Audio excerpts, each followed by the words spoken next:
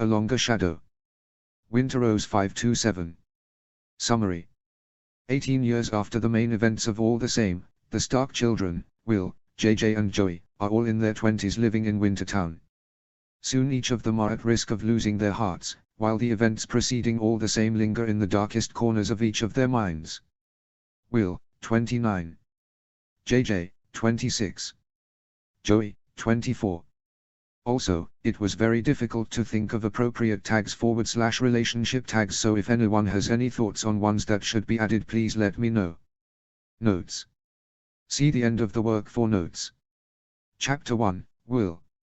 Chapter text. His ears were ringing, though whether that was due to the hit he'd taken on the field earlier or his surroundings now he could not be sure. Looking around the party, he remembered a story in one of the mythology books he had read as a kid. The fire and the dancing, the sounds of the music and laughter reverberating off the shrouding trees, egging one another on. There was some cult that had gathered for things just like this. Joey would remember what they had been called. He pulled out his phone to ask her, but saw that it was after 11. She would likely be asleep already. His little sister only liked to read about frenzied rituals, he had not known her to ever participate in them. It was after 11, though, which meant that he had joined this one for long enough. He had not wanted to come at all, but as captain he knew that he should. For a lot of NFL teams, being captain didn't matter all that much. Some didn't even have the same one throughout their season, switching from one game to the next. Mormont felt differently, though.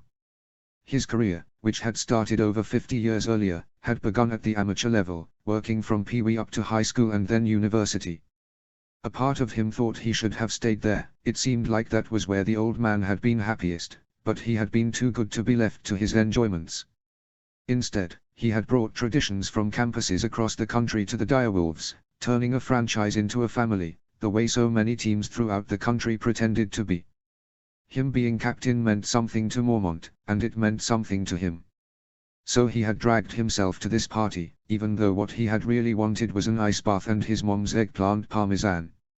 His eyes scanned the crowd, finding his teammates the way he was known for being able to do on the field. They were scattered throughout, though this was not a party for them. They had a way of making things about them, though, and many cheers had been made to their victory that afternoon. His eyes fell on Mad, looking anything but as he was chatting up a cute blonde. The running back had propped himself against a tree, drawing her towards him. Raising his hand drew Mad's gaze and he nodded at him, vaguely towards the place where all their cars were parked. Mad saluted him, then winked, and with a grin he turned away. He was sure the story would be relayed to him the next day, though it would likely be indistinguishable from so many others. Mad was a good guy, but not one who any other should want near his sister. Thankfully, his own was impervious to him. No matter how many, and it was many, had tried to charm her, Joey never had any interest in football players. Trip, he realized as he turned around more fully. Sorry, didn't see you there. My fault. Their new quarterback smiled at him. It was a boyish smile, making him look younger than his 27 years. I was being sneaky. He felt his lips quirk. Sneaky. Trip shrugged, wanted to leave, not sure if there's a time limit on these things. Oh, he nodded. Well, I just passed mine, so you're good. He looked over him, imagining Mormont standing right there, but more than that, feeling that odd tick he'd had ever since he was a kid. You okay to drive? Sober as a judge, Trip said. I never drink on game days. Too dehydrated. You'll like him, Mormont had told him last spring, when he'd told him about the trade he was making. He had told him before nearly anyone else, knowing how controversial his decision was going to be. Their prior quarterback had been all but an institution, kids throughout the north had his jersey, in spite of a number of other northern cities having teams of their own. He was just that beloved. But Mormont's decision had shown that in spite of holding on to his university days, there was more at play here than just loyalty. He had grown tired and as a result sloppy. Fans hadn't wanted to believe it, blaming the defense, blaming Mad, blaming Mormont, blaming the refs. All to hide the simple truth that he had simply lost it earlier than other quarterbacks did. He had only been 34, but he had been playing like he was closer to 40. It had happened slowly and then all at once, it seemed, and there was little anyone could do about it. Except Mormont.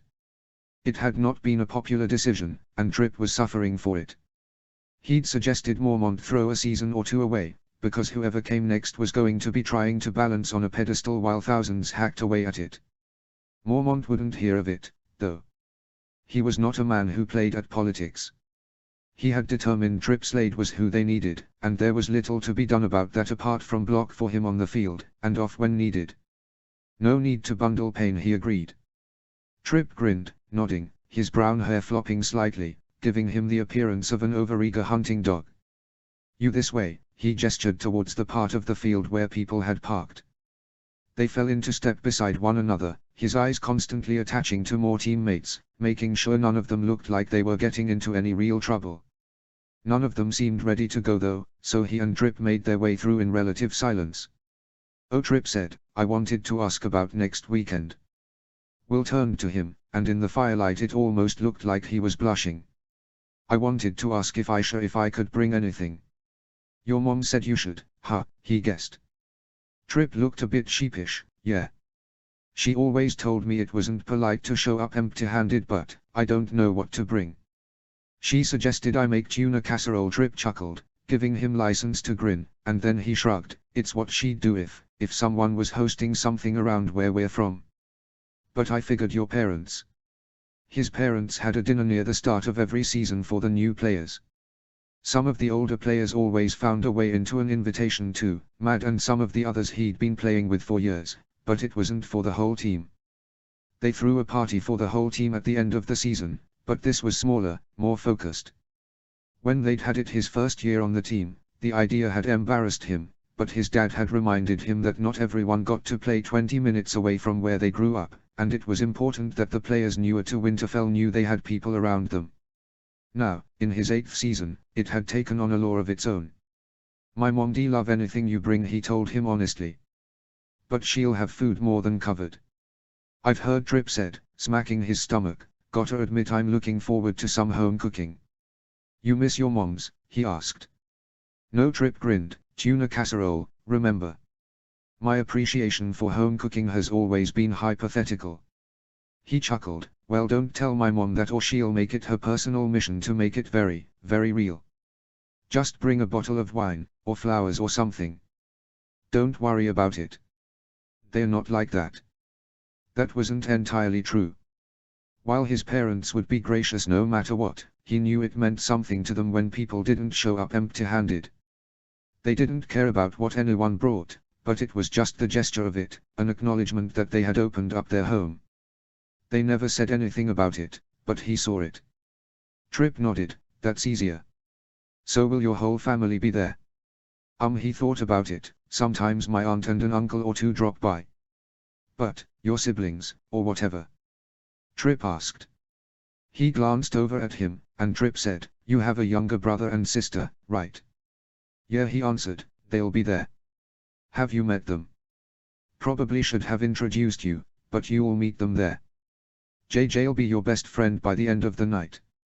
He will have 10 other best friends, but you should still feel special. Trip grinned, sounds like a good guy. The best Will agreed, thinking of his little brother. Is your sister like that, too? Trip asked. And he started to say, but was cut off when he was knocked into. Oh my, a surprised, slightly accented voice exclaimed. Muscle memory took over, and he grabbed hold of the woman before she could topple backwards. She had banged into him, but it had affected her far worse. One of his hands grabbed onto her waist, the other steadying her back. Careful there, lady, she said to him formally, though, as if it were his feet that had stumbled, wouldn't want you to hurt yourself. At that she sputtered out a laugh, and he felt the force of it under his hands. It was powerful, shaking her whole slender body. Trip chuckled next to him, but before he could respond to her, a familiar voice admonished, Soph. He looked to the source of it, and his eyes fell on the prettiest face he had seen in quite some time. Bridget, he asked. Her dark, doe eyes looked up at him and widened. Will. Oh. I'm so sorry. Hi. Hi, he said warily, and then shook out of it, feeling ashamed of himself. Hey you, come here. Making sure Soph was reasonably steady in one hand, he wrapped an arm around Bridget, pressing a kiss to her temple. He hadn't seen her in years, not since right before she left for university, but for a time he had seen her nearly every day. He felt her arm wrap around him, burrowing into him for a brief moment, before she moved her hands to Sophie, wrapping her arms around her and tugging her against her. "Sophia," she said sternly. "You are drunk."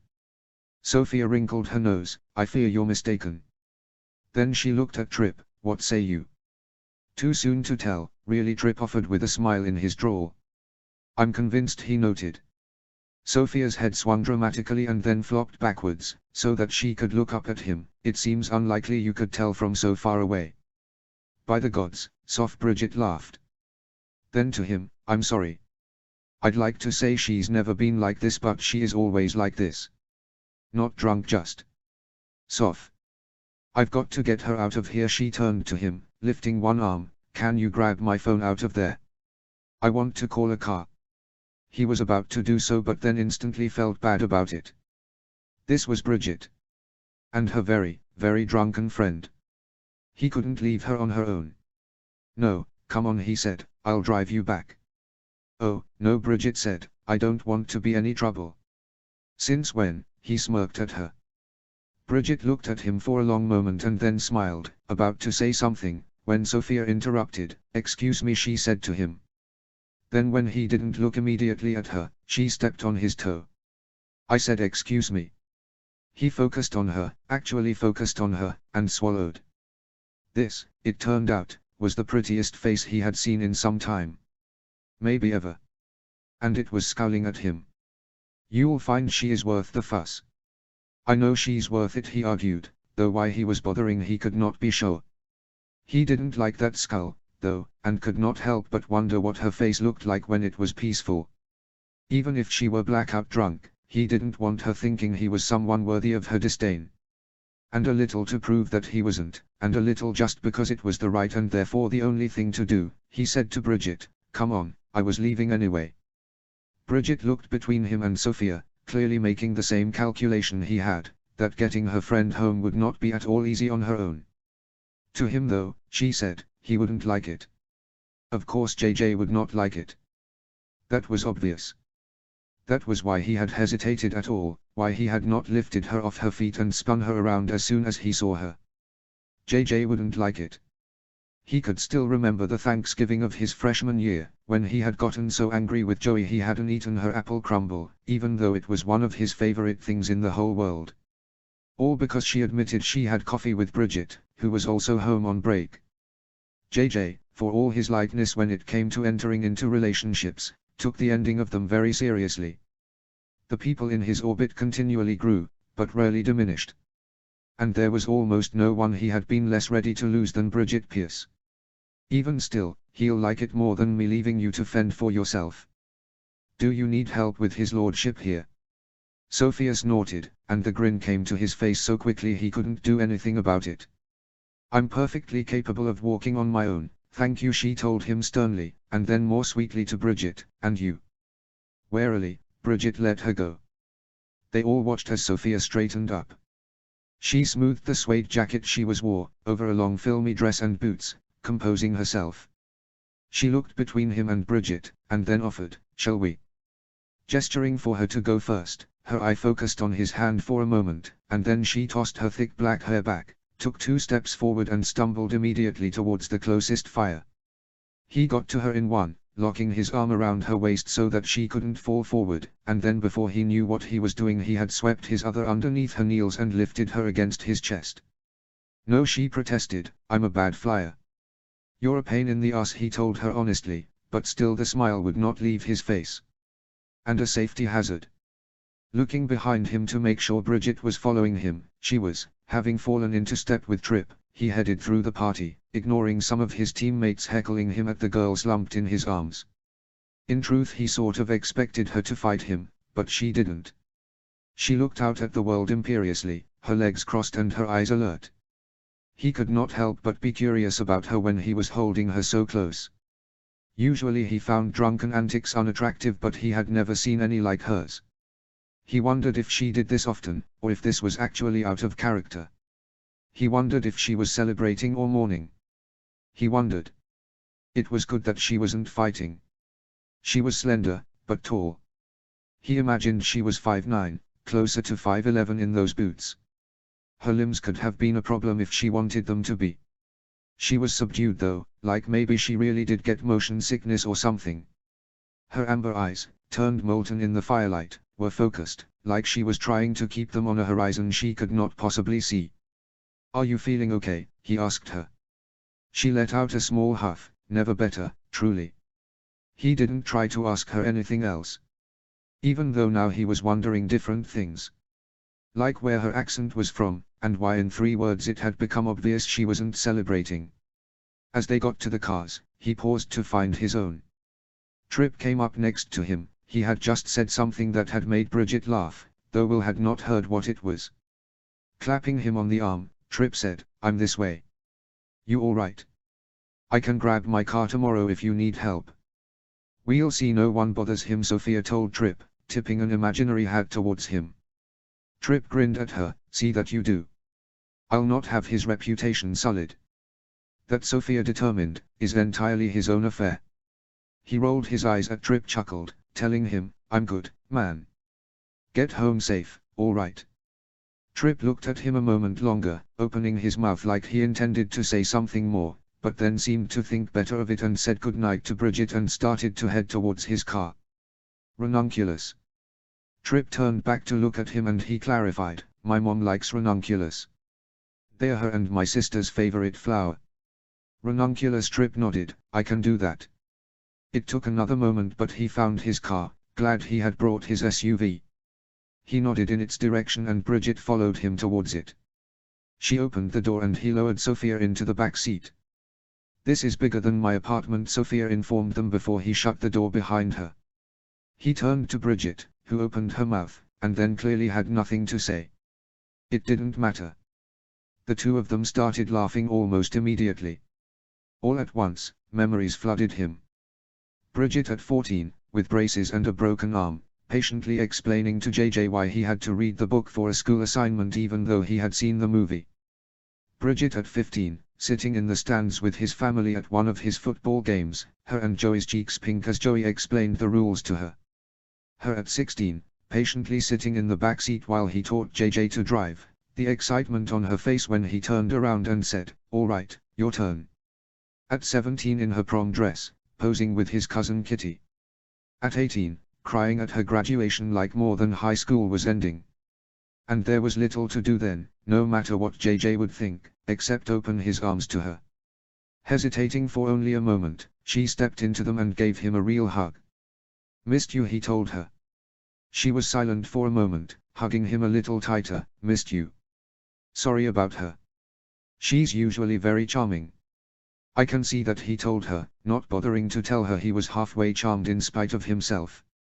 He opened her door for her and she climbed into the front seat, closing it before he walked around to the drivers. People had parked like idiots, so they were all silent as he navigated out of the field and onto a gravel road. "Gods, it was loud," Bridget said with a laugh. "It almost feels eerie now." "It was frightful," Sophia told them from the back. "There were so many of them." "Soft," Bridget chided. "So many of who?" he asked. "Football players," Sophia answered. Never had 4 syllables sounded more like 4 letters. Glancing at Bridget, she winced in apology. "Oh yeah," he said to Sophia casually, "there were a bunch." "You prefer baseball?" Another snort. "No. At least when you watch paint dry you benefit from the fumes." Sophia noted. He let out a bark of laughter that embarrassed him slightly. Still, it was better than a snort. "But if the next time I say a football is in hell it will be too soon." Soft, Bridget tried to intervene, clearly afraid this was going to offend him. "You can't write off an entire group just because." "Go on," Sophia urged, and then suddenly a citrus smell invaded his space.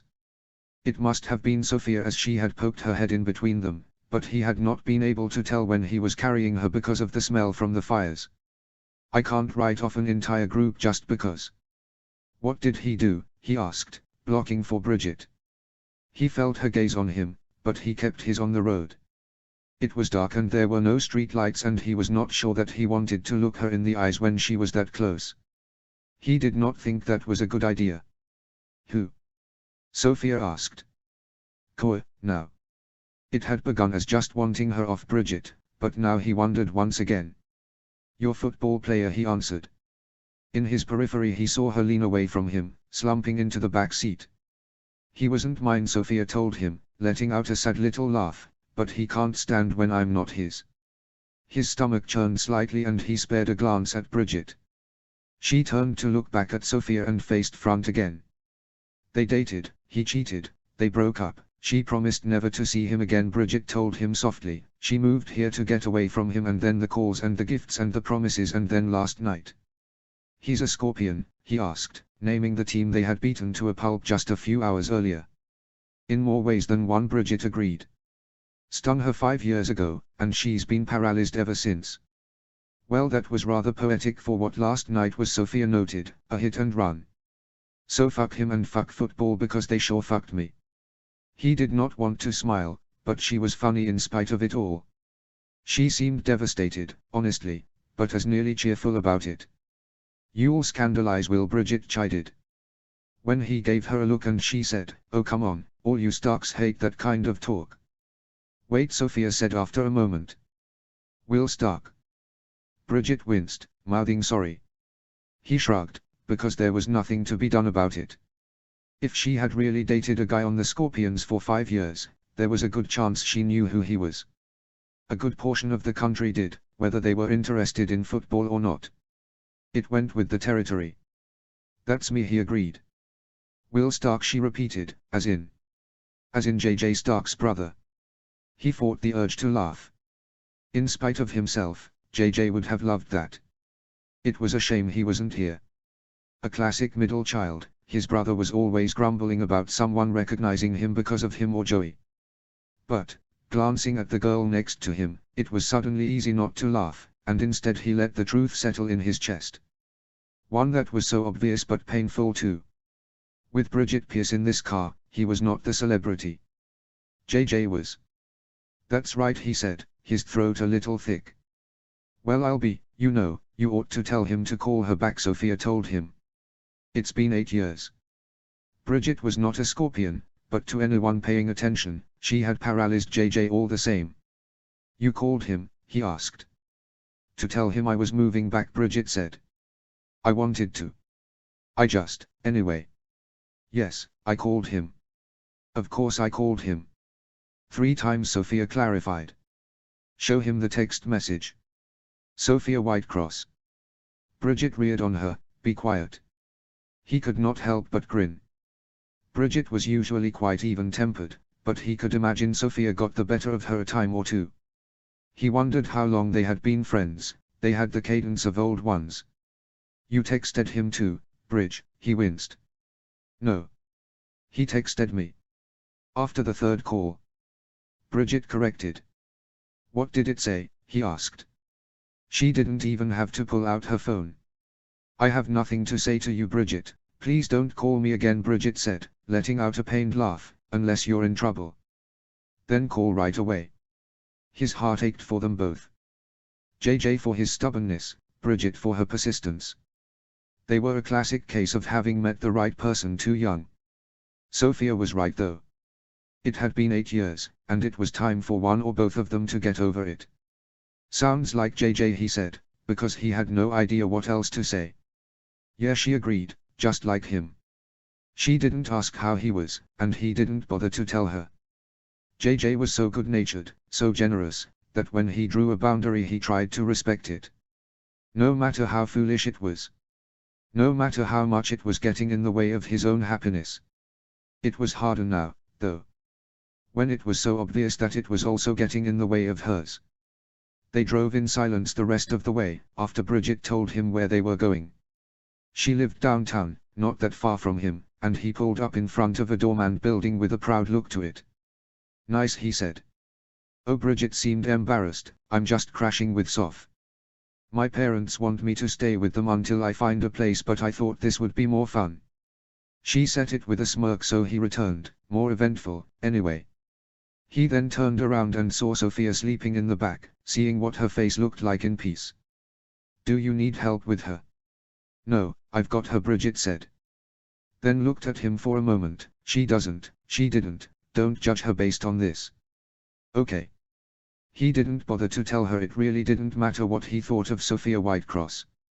If JJ had anything to say about it, he'd never see Bridget or her friend ever again. That wasn't the sort of thing you could say to a girl you had known since she was 10, no matter how heartbroken his brother was.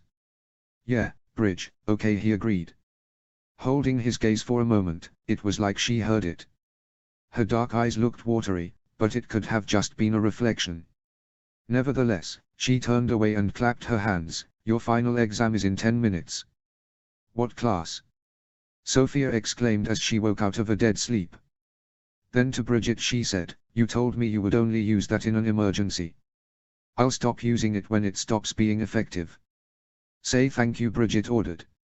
Thank you for the save, Stark, Sophia said, sounding more sober and more tired than she had. I would not have worn a charwell. He chuckled, good night you too. It was not entirely smooth sailing, and he watched as Sophia held on to Bridget, though as predicted she seemed to have too many limbs for Bridget to keep straight. It was Sophia who looked back, straightening slightly when she saw him still waiting there.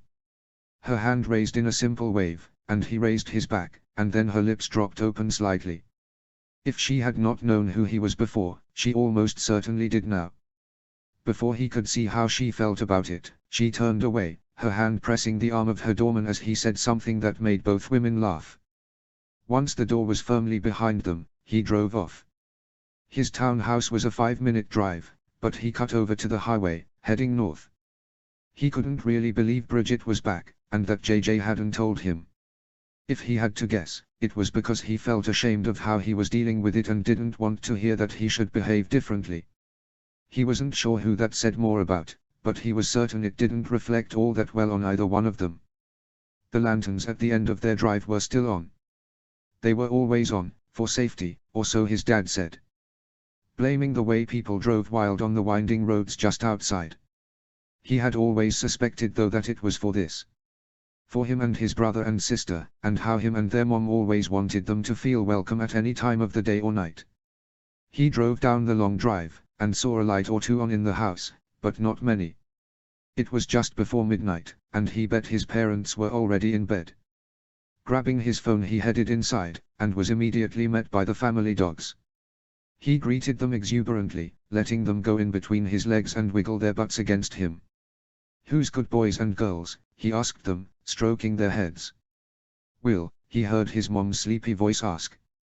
The light came on overhead, and he saw her walking towards him in flannel pajamas and a sweater of his dad's that went nearly to her knees. Hey Mom, did I wake you? He asked. No, his mother said moodily. He must have smirked because she said, don't laugh. I told you were going to have nightmares, he grinned. She had asked to borrow a book he had been raving about and he warned her that she would find it too scary. She hadn't listened though. You can't have nightmares if you don't sleep, she offered, before pulling his shoulder so that she could kiss his cheek. I was going to make myself some tea, do you want anything? What do you have? He asked. He was always careful not to ask her for something specific, lest she think to make it immediately, even if she should be sleeping. Oh, I might have some eggplant parmesan, she shrugged, if anyone was into that sort of thing. He chuckled and then wrapped an arm around her. This is why you can't get rid of me. They went into the kitchen, turning on the overhead light, and she gestured to the table he had eaten at so many times as a kid. Always with her. She filled a kettle with water and turned on the gas stove. So who's the girl? She asked. He turned to look at her, wondering how she would know anything. Not that there was anything to know. She grinned. She smells nice. Oh, geez. I have gossip. He tried to reroute her curiosity. You never have gossip, his mom laughed. Tell me. Bridget's back, he said. Bridget, she peered around the fridge. Bridget Pierce. Our Bridget. I mean. JJ's Bridget. That's her, he said. I ran into her tonight. She's moving back. Or she's moved back, I guess. Said she's tried calling JJ. Her lip pouted, clearly he hadn't told her either. That was likely for different reasons. How is she? His mom asked, pulling out a cast iron pan to heat up the eggplant. She drizzled in some olive oil, and plopped in a generous helping. It always tasted better this way. When he had it in his fridge and he was famished after practice, he forced himself not to microwave it. She seems, he started, I don't know. She seems good, I guess. Bridget like. Bridget, his mom shook her head. She's called him 3 times, he admitted. Wordless, she grabbed herself some jasmine tea. He knew he should get up to help, but she'd just tell him to sit down, rest his body after such a hard game. As if he was going to strain something slicing bread. That was pulled out too, and she drizzled it in olive oil, then stuck it right in the pan. The smells were starting to waft and his stomach growled. Give it a minute, she told him as though he had been tapping his foot. She's called him. I can't believe she's called him and he didn't say anything. Well, I think he's made up his mind about her, he defended him. Kind of. She looked at him. Do you think so? Or, he prompted. She shrugged. I don't know. I just thought if some time passed. Yeah, he agreed. I always thought eventually he'd either get over it, or get on with it. The kettle boiled and she poured her tea, then plated his meal and came to join him at the table. She didn't sit, she stood behind him, smoothing his hair like she had ever since he was 11 years old. Taking a bite, he was not sure which was more comforting. This is so good, he said. Thank you. I aim to please, she offered, then set her tea down. So.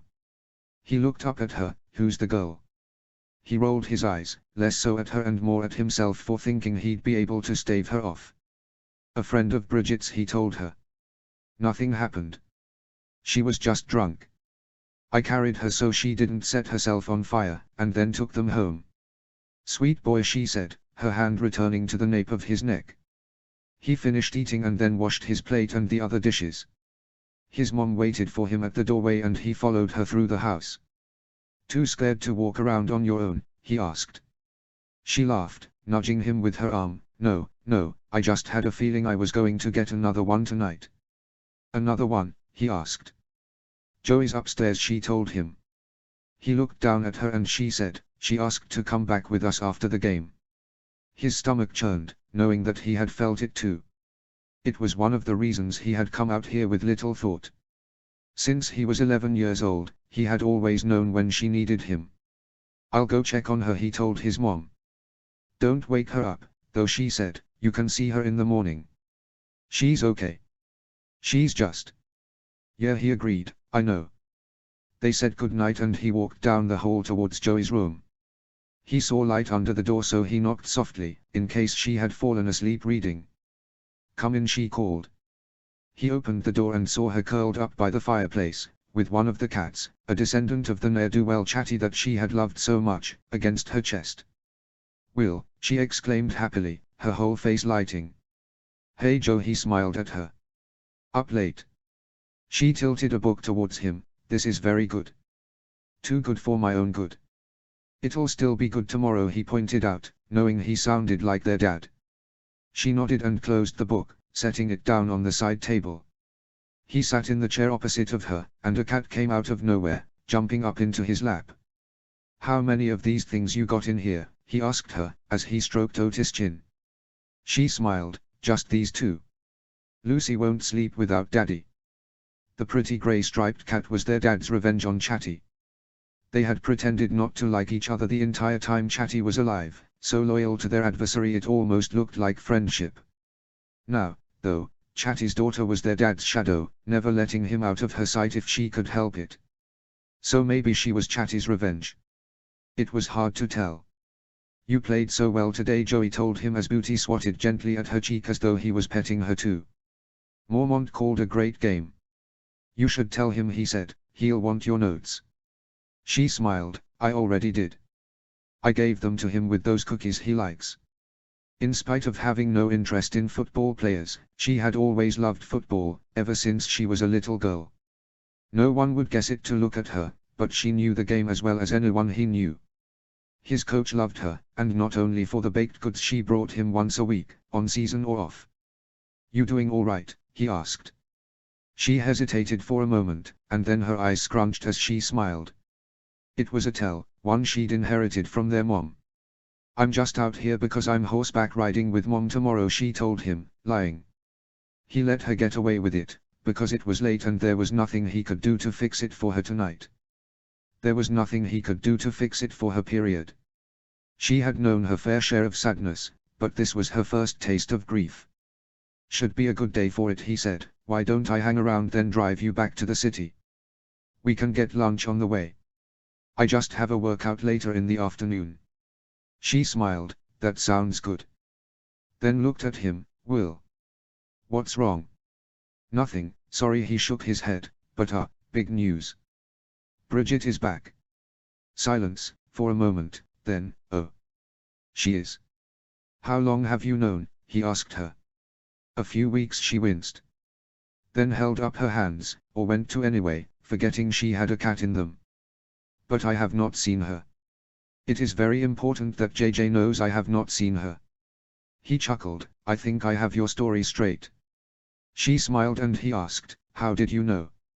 "She told me," Joey said. "She called to tell me."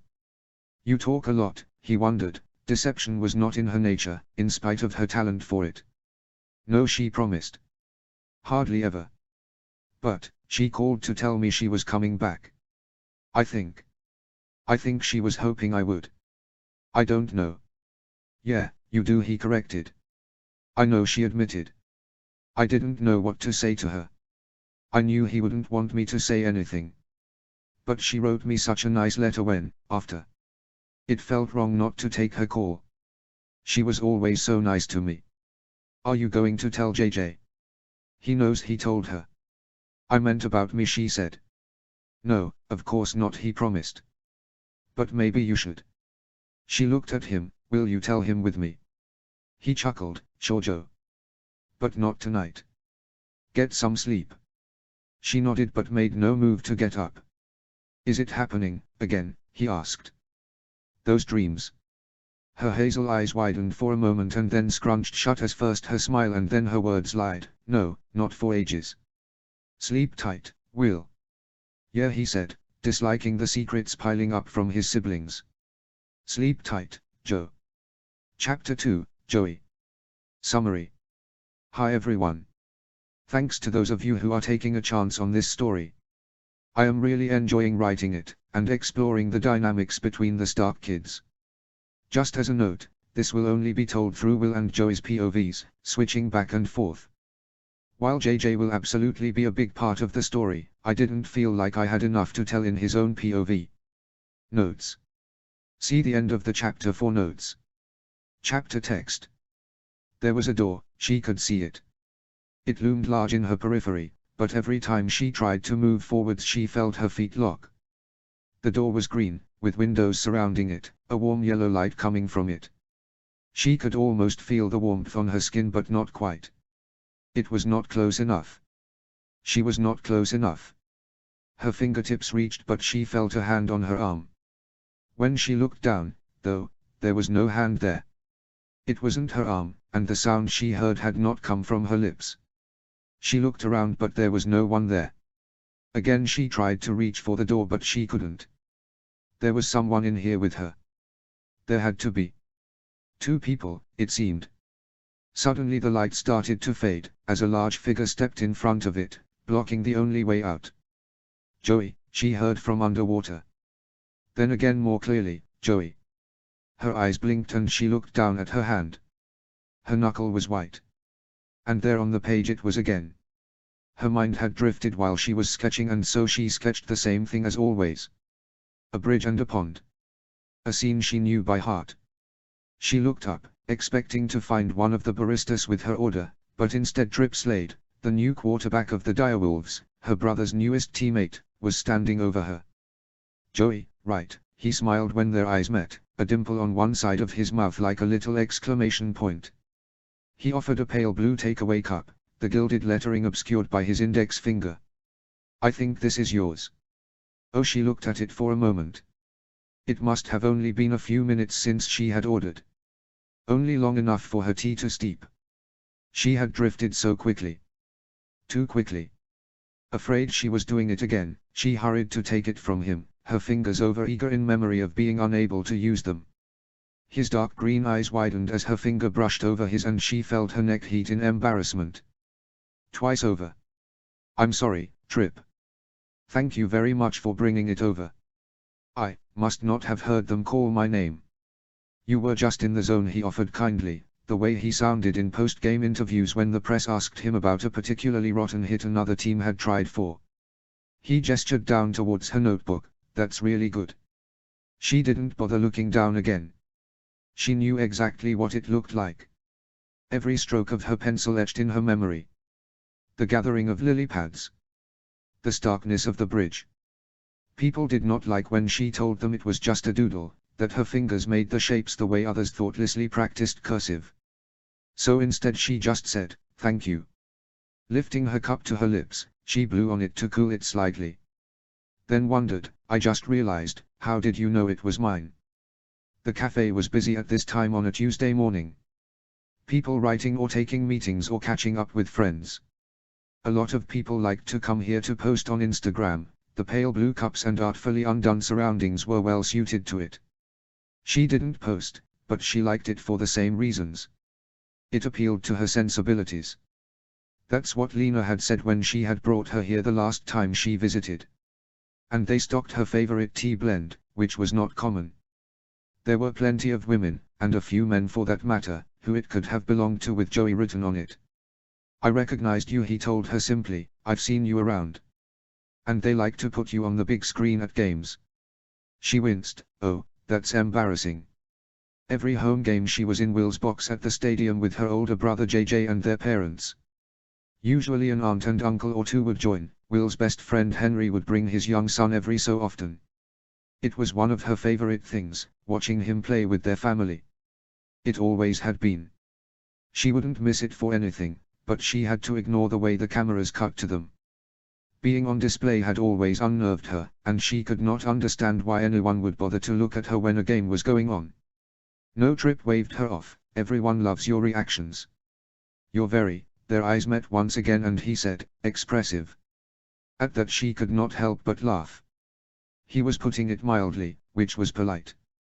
Every game I tell myself that I will sit there quietly and clap at the appropriate time, she admitted, and then it all goes out the window with the first bad call or foul play. The dimple appeared again. It was almost winking. You give yourself a little pep talk, he asked. Blushing, she hid as much of her face behind her cup as she could, blowing once again on her tea just for something to do other than respond. The truth was she had stopped doing so. She knew herself too well to know that she would not ever be able to do that, and a part of her did not want to.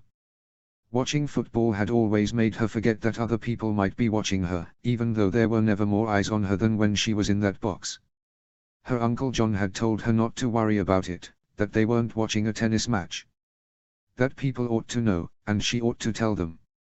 But he never thought anything she did was wrong or silly. When she said nothing, he gestured towards the display case of pastries. Have you tried their sticky buns? Are they any good? Oh, yes, she realized that he was trying to extricate himself gracefully. They're delicious. Everything is good here, though, so you can't go wrong if something else tempts you when you're up there. His eyes wandered over her for a moment and then he said, No, I've got my heart set. Mormont D probably kill me though if I ate one. His hand smacked over his flat stomach, and then he looked at her hopefully. If you wanted one though, maybe you would be kind enough to give me a bite. If you brought him one, he'd forgive you anything, she offered. He loves their sticky buns. She did not tell him that he preferred hers, that he had accepted soggy batches and ones with burnt honey and others with far too much cinnamon until she had finally gotten them as near to perfect as they ever would be. And you? Trip asked. When she hesitated, he said, The problem is you think I'm above begging. I'm not, but it'll embarrass the both of us. She bit the inside of cheek, but without enough thought she was telling him, I'd love a sticky bun. Trip pressed a hand to his chest, as though his heart was near to exploding. She thought of Will's sugar withdrawal when he was at the peak of training and had to imagine Trip was under a similar regimen. His speed on the field was impressive. In the game on Sunday, Greer had let him down and Mad had been too well covered, so Tripp had tucked the ball and ran 42 yards at a clip that would have put most of the running backs in the league to shame. That did not happen without sacrifice. With another boyish smile he turned away from her, heading towards the barista. Looking around the cafe, she watched as people realized who was in there with them. Everyone in Wintertown knew who he was. The new quarterback, hungry for a ring, there to displace the man the whole city still loved. His being handsome meant that even girls and women who had no interest in football had an interest in him, and she watched as they tilted their faces just so, straightening their backs, so that he would see them at their best angle. He did not seem to look at any of them, though. His sole focus was on the sticky buns. He was known for his arm, but that focus was the difference between a talent and a legend. Even if it was, at the moment, directed at delicate, buttery pastries. She had been thrilled when Mormont made the trade. When she had first seen him play live against the Direwolves, it was the only time she had almost wanted the opposing team to win. Not the team, really, just him. The Direwolves had played a good game, Will and Mad making up for their quarterback who had grown sloppy and tired, but the Kraken had not. She had watched his teammates let him down again and again, and even still they had nearly won because of him. Rarely had she seen such a clear force of will. It was almost like he knew he was trying out for something better, or maybe, like he simply loved the game and refused not to give it his all no matter the circumstances. Will had that, too. It was a shame the way he was being treated by the fan base. As though it was his fault that he was young and strong and precise. As though he should be sorry for being so good at something he had probably worked for his whole life. The trouble was Northern fans weren't fickle. He would have to pry their fingers out of a death grip. He must have ordered, because he had stepped to the side and was speaking with the older woman who had been behind him in line. They were looking very seriously at the pastry case, and she realized he was helping her choose the best muffin. She bit the inside of her cheek again, and then took a tentative sip of tea, not wanting to miss the window between scalding and tepid. Bergamot, cardamom and citrus washed over her tongue and she closed her eyes, relishing the familiar taste. When her eyes opened, they fell to her notebook, looking less at the drawing and more at the lines of it. There were broken pieces of graphite on the page where she had pressed down too hard. She took another sip, trying to steady her heart. She knew that she should talk to someone about it. Usually she only saw the door in dreams. The fact that it was appearing to her during the day when she was wide awake was troubling. What if it happened to her while she was driving? What if she hurt someone? If it continued, she would have to tell her family about it. She had probably already let it go on too long. It had stopped for a while, years really, but had begun again earlier that fall. And she knew that her parents would urge, gently, but steadily, that she speak with someone about it. They knew how she felt about therapy, but in their defense, she knew how they felt about her struggling. It hurt them, and she could not bear to. They had tried finding the proper therapist for her many times over the years, but it had never stuck.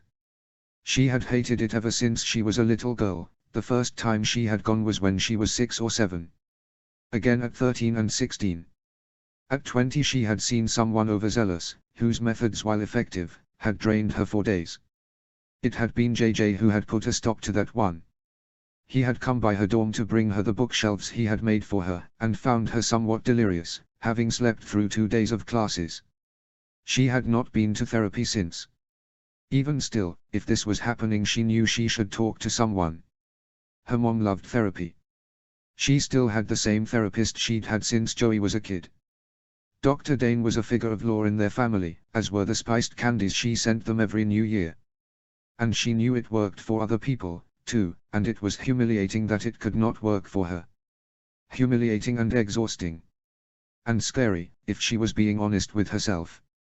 Closing the notebook, she picked up the bag, a beautiful satchel in a buttery burgundy leather, her auntie Sangza had gifted her on her last birthday, and hid it away just as Tripp set down a sticky bun in front of her. She watched as he pulled back the seat across from her, easing into it, a takeaway cup looking comically small held in his hand.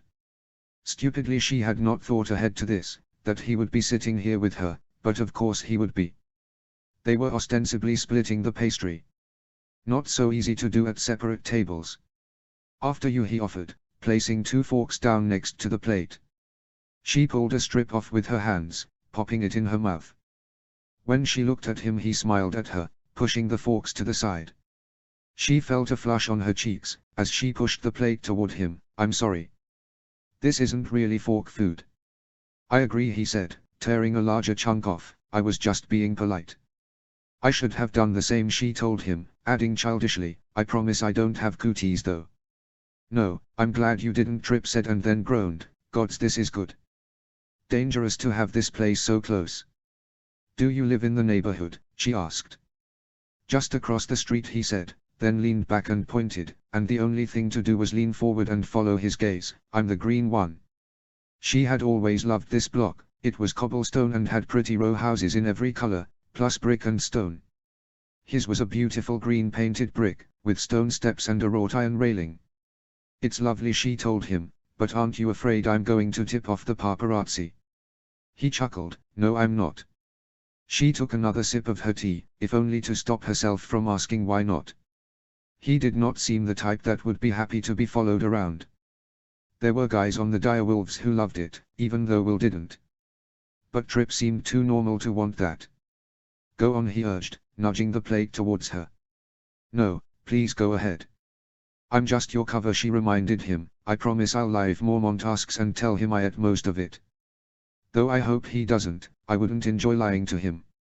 Grinning, he pulled it back towards him, lifting it off the plate and taking a bite. His eyes rolled into the back of his head comically, and she could not stop the giggle that came from her lips. He gave her a closed-mouth smile as he chewed. He would be satisfying to bake for, which was an odd thing to think about a total stranger, but it was obvious that he would be. All the men in her family were, except Uncle Bran, who was slightly more ascetic than the rest of them. So Will mentioned that. He gestured to her bag, where her notebook was peeking stubbornly out of it. "That you like art?"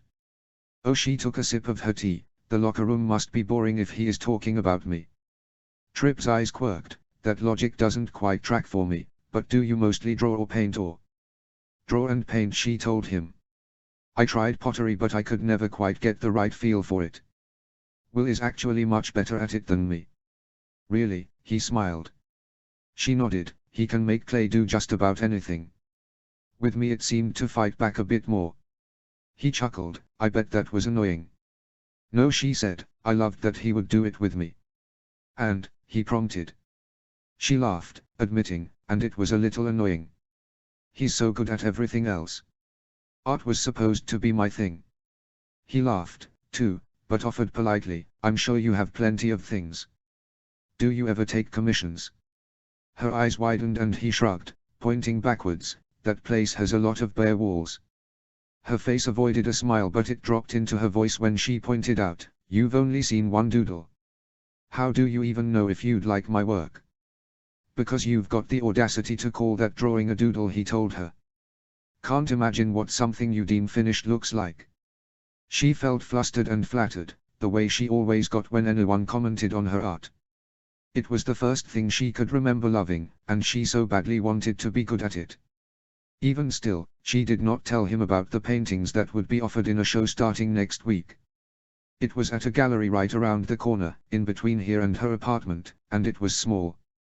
She only had 5 pieces in it, but it was more than any other artist. She had known the owner for a long time though, working part-time as a cataloger there during university. She wasn't sure why she didn't tell him, except she didn't want him to feel like he had to come. It seemed like he would do it just to be nice. Or because she was the sister of the captain of a team he wanted to truly be a part of. Will always had a soft spot for people who were kind to her, though she imagined Will was looking out for him already, whether Trip knew it or not. Before she had to think of something to say, her phone rang. It was her dad. "I'm sorry to be rude, do you?" He waved her off, and she answered the phone. "Hi Daddy." "Hi honey," her dad's warm voice greeted her. "How are you doing?" "Be good, I'm good." "Do you miss me already?" she asked, half teasing, half hoping. "Always," he promised. "I've got a favor to ask though, don't say yes if you're busy." Oh, she looked at Trip, finding him still looking at her. It wasn't as though they had planned to spend time together or anything, they didn't even know one another. She tucked a curl behind her ear and she answered, "No, I'm not. What do you need?" "Sandra called in sick," he said, "and I was just." "Of course," she answered, looking at her watch. "Don't you have Mrs. Prescott in an hour?" "Yeah," he sighed, "and Castle's covering another." "Okay, of course," she told him, "if I walk over I can be there in 20 minutes. Is that all right?" 20 minutes is, he said, "but honey, it's really dark over here. Looks like rain. Take a taxi, and save the receipt or use your special credit card." "Stop," she giggled. Her parents had gotten her a credit card in high school, and then her dad had gotten her another one in university. He called it her special credit card. The other one was for essentials. This one was meant to be for the unexpected and wonderful things that might present themselves, that might not have been in the monthly budget he had helped her make. Over the years though, he told her to put more and more on it. It was sweet, but a little embarrassing too. How thoroughly he still needed to take care of her. Worse yet, how much she still wanted him to. She was supposed to have grown out of it at some point. But she never had. "See you soon, honey," he said. "And thank you." As she hung up, the first raindrops fell on the pavement. Tripp said, "You have to leave." "I do," she said. He held her gaze and she explained, "My dad needs help." "I'm sorry to, I mean, not that." "Is he all right?" he asked. "Yes, he's okay," she answered. "One of his employees called in sick, though, and he has a really important, I'm sorry. I just need to find a car." "I'll drive you," he said as she opened her app. Looking up at him, she asked, "I'm sorry." "I'll drive you," he repeated. She opened her mouth to protest but he shook his head, "It's no trouble. Our team meeting isn't until this afternoon, and you'll never find a car in this." She looked down at the app and saw that he was right. The closest car was 15 minutes away. People must have noticed the rain before she did. "Even still," she told him, "that's so kind of you, but I can take a trolley or I think there is a stop around the corner." "How often do you take the trolley?" he asked her. She blushed and he grinned at her, "That's what I thought. My car's just across the street. If it's a 20-minute walk it'll be less than that round trip. It's no big deal."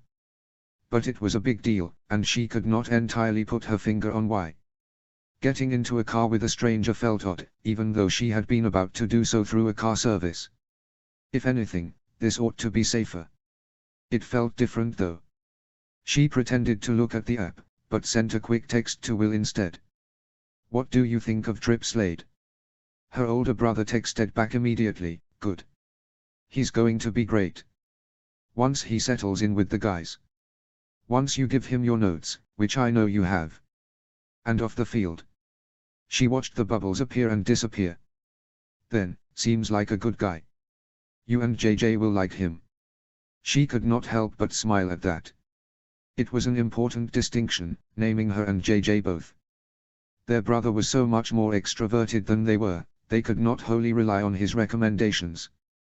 Both Will and she felt this was a fault of theirs, wishing they could be more easily in the company of strangers as JJ was. She tucked her phone into her bag and looked up at him, "Do you promise you don't mind?" "I swear," Tripp grinned, "I'll go grab my car, stay here and finish that." With that he hopped out of his chair and hurried gracefully towards the exit. There was one perfect bite of sticking bun sitting on the plate. It was the center, soaked in honey. The prize. And he'd left it for her. She picked it off the plate and ate it, and then realized he'd left his coffee cup, so she grabbed her bag and both their cups and went to the doors. A moment later, a beautiful silver sports car pulled up in front of the cafe. Tripp waved at her from the front seat, and ignoring the curious looks she received from other people in the cafe, she hurried outside, trying to avoid the worst of the rain. He leaned over and opened the door for her, and she settled in, holding the cups in her lap. Oh, she realized, as she took in the gorgeous interior. The soft and pristine camel leather, the tortoise-shell details. She held up his cup. "Did you leave this on purpose?" "No, thank you," he said, taking it from her. He raised it to his lips and his brow knit. "Sorry, I think this is yours." "Oh, I'm sorry," she shook her head, as they traded. "I really do promise I don't have cooties." "I'm not concerned," he offered, humor in his voice. Buckle up. She buckled her seatbelt and set her bag down on the floor, crossing her legs and then quickly brushing her silk skirt down when it rode up slightly. Tripp's large hand gripped the steering wheel as he eased them away from the curb. "So where am I going?" he asked her. "It's just on the other side of Old Town," she told him. "Do you know where the Old Town house is?" Yeah, that yellow house," he asked. "Yes, it's just across the street from that," she told him. Then realized he was still new here, "But I can direct you if you need." Wintertown must still be a bit of a maze. He gave a half smile, his eyes on the road. "No, I like to know my way around a place. Messes with my equilibrium or something when I don't. Think it's from growing up in a small town, maybe. Knowing the roads around it like the back of my hand." She smiled at that. "I know what you mean. Where did you grow up?" "In the south, not the King's Landing south," he said, and she felt a little brush on the back of her neck, making her wonder if water had gotten on her. "But west of Highgarden, in a little town no one's heard of." That explained the slight drawl. "A nice town?" she asked. "A dirt road," he chuckled, "with a September on one side and a diner on the other." She smiled at the image, seeing people leaving the September and walking right across the street in their best dress. But, it's home. She could imagine them praying for him on Sundays. A victory of his would lift the whole place. "Are there horses?" she asked. "Oh, plenty," he agreed. "Grew up with them, on our farm. Miss them now." "I know what you mean," she said, "or, no really I don't. I can imagine though. If I couldn't see mine or my mom's anytime I wanted." "You ride?" he asked. "3 times a week if I can," she admitted. "It's my second favorite thing." "But don't tell the horses that, please." "I wouldn't dare," he promised. "Couldn't break their hearts like that." She teased, "More like get me in trouble." His warm laugh filled the car. "Yeah, I've got one like that back home. He's going to give me a piece of his mind next time I visit." "No," she mused, "I bet he'll be thinking about it until the moment he sees you, and then he'll be so happy he'll forget what he was angry about." Looking over at her as he pulled to a red light, he nodded. "I hope you're right about that." She took another sip of her tea, though it was nearly cold now. She had missed her window. "So," he said. "What does your father do?" "Oh, he has a law practice," she told him. "It's really not a practice, but a foundation to help people with more limited means extricate themselves and their children from bad marriages." She always added that, when people asked. She wanted them to know that he was not the kind of lawyer that made it a dirty word. That he had spent her whole life helping people. That there were families across the country who prayed for his health every time they were in the September or the Godswood. "Wow," he said, "that's noble." "He is," she smiled. "The noblest." "Do you practice?" he asked. "Oh, no," she told him. "A lot of the families are in transitional situations. Some travel a long way to work with him. The kids might not be signed up for school yet and childcare is very expensive, so when their moms have meetings with the lawyers or need to be in court, the foundation provides childcare. The person who runs the nursery called in sick, and I help out sometimes when she can't come in or there are too many kids for one person." "That's really cool," Tripp grinned. She nodded. "It's a really important part of what he does."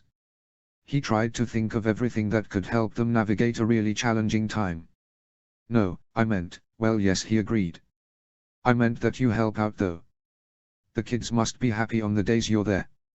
He gestured to her. "I mean, you must seem like an angel to them after what they've been through." "I don't know about that," she blushed. "But I enjoy it. It's very important to me." She did not know why she told him that. He was just very easy to talk to, and she often found it challenging around people she didn't know. JJ had that talent too, bringing people out of themselves. Maybe that was why. Though he did not remind her of JJ, so maybe not. "Like I said," he told her, "really cool." "Can I ask you a question?" she wondered. "Please don't ask me about my volunteer work, it's too soon for you to learn that I'm horribly self-involved," he told her. She smiled, not believing him for a moment. "No," she said, "I guess it isn't really a question. And maybe it's going to sound offensive, which I didn't. I'm not all that easy to offend," he told her. "And I'd bet offending people isn't one of your talents." Well, she winced. Some of the guys on the team would argue with that. He grinned. Why is that? It's silly, she told him. It's just, they ask for my notes sometimes. Not everyone is open to constructive criticism. He chuckled. Tell me you gave Mad a walloping. She laughed. Poor Mad. He didn't know what he was in for. But that first season he was really very spotty. Lots of mediocre and then moments of brilliance. Now it's the opposite.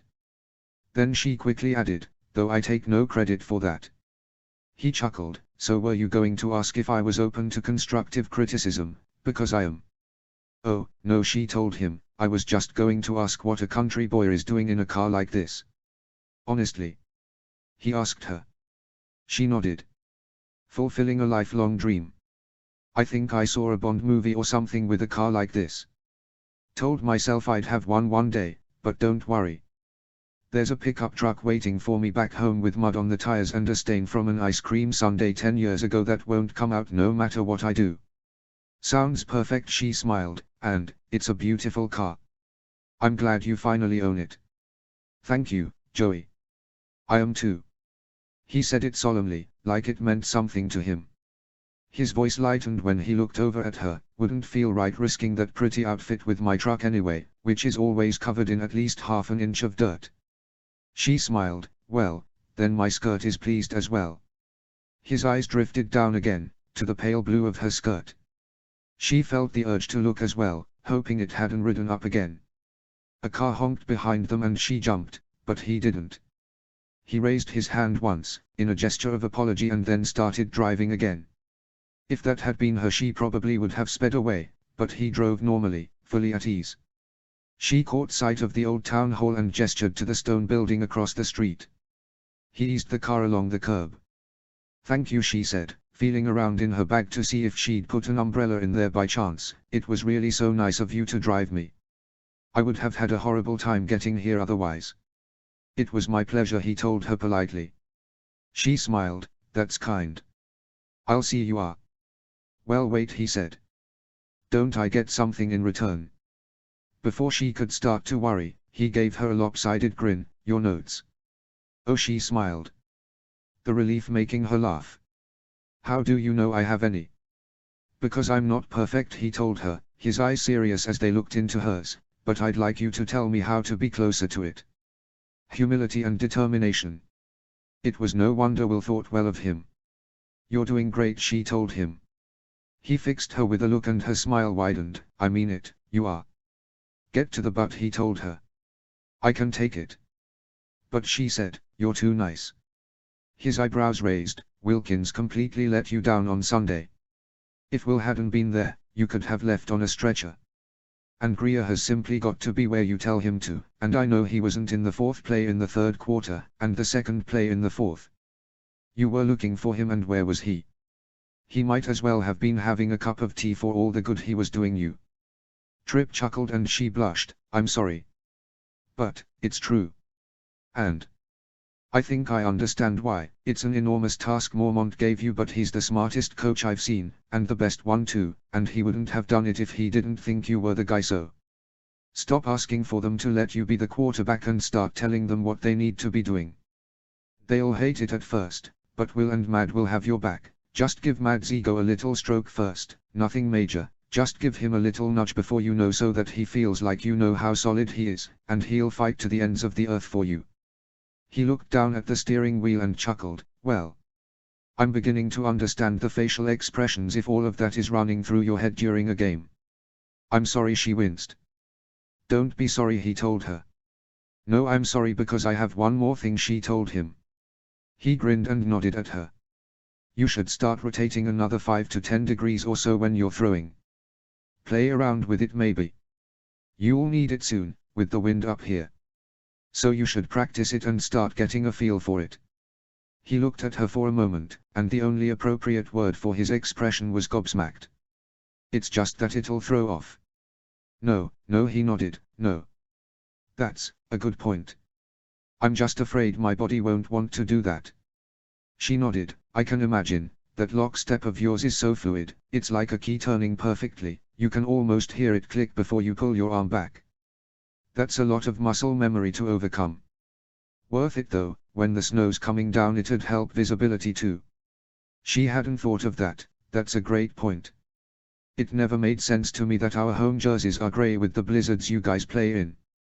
But, the equipment department is not quite as open to my feedback. He let out a warm laugh. How'd I do? Better than mad. Yes, she laughed, tucking a lock of hair behind her ear as he looked at her. She admitted, better than just about anyone. Except Will, but he's used to it.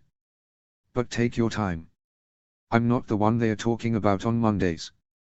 Sometimes you are, he noted, and she blushed furiously. And no, you can count on me practicing that tomorrow. I have a hard time ignoring good advice. And I'll think about what you said with the guys. But sounds like I'd do even better with you blocking for me than Will. She laughed. No. No. There's no one better than Will. He went to say something, but then his eyes peered around her. She realized he was probably waiting for her to get out of his car, but then she turned around and she saw her dad holding a big umbrella over him. Oh, she said, I'm sorry, then opened the door. Sorry, Daddy. No problem, honey. He bent at the knees to look at who was driving her. Wasn't sure you'd have a number, Trip Slade. Direwolves aren't paying you enough. Took on a second job. Trip chuckled. No, sir. Then extended his arm over her, offering his hand. Her dad shook it. It's good to see you. Nice to see you too, he said. Though odd that it's with this child rather than my oldest. Though Will might have a hard time fitting in here, wouldn't you say, honey? She laughed. His knees would be at the roof. I ran into Trip and he was kind enough to offer me a ride over. I can see that, her dad said. Well, thank you for getting her here safely, Trip. You have all the details for Saturday night? Yes, sir, Trip agreed. Looking forward to it. So are we, her dad said, then offered her his hand. Come on, honey, let's get you inside. She placed her hand in her dad's and then turned to Trip. Thank you for the ride, and the sticky bun. She swiped her nose, an old family habit. He swiped his too, though. Thank you, he said. I'll be thinking about you. I mean, what you said. She felt a slight tug and then she was out of the car. Her dad waved and then shut the door behind her, wrapping his arm around her as he held the umbrella over her head. He walked her into the warm building, closing the umbrella and looking over her face.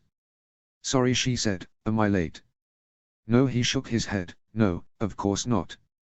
You got here in 10 minutes. Oh, she nodded. The drive had felt both shorter and longer. He looked at her another moment and she felt shy, which she never did with him. What is it, Daddy? Nothing, honey, he said, just glad you're here. It's a pretty quiet day. Mrs. Prescott is here along with her youngest. Julie, she supplied. Yes, and Miss Sutter, as well, he said. I don't think you've met her too. They're very. I don't think they'll. She reached out and squeezed his arm. I've got it. He smiled at her and gestured so they started to walk back. You look very smart, she told him. I'm wearing the tie you got me, he noted. As I said, she nodded. He chuckled, wrapping his arm around her and pressing a kiss to the top of her head. I like having you here. Mrs. Prescott was waiting with her adorable 4-year-old, Julie. My Joey, the little girl reached for her. My Julie, she reached back. She bent down and the little girl climbed into her arms. Settling her on her hip, Julie took hold of the vintage scarf she'd used to tie back half her hair, stroking it gently. You look beautiful, Julie told her. I'm sorry, Mrs. Prescott said. Before she could wave her off, her dad said, No, that seems to be a popular opinion today. Would you like to come inside?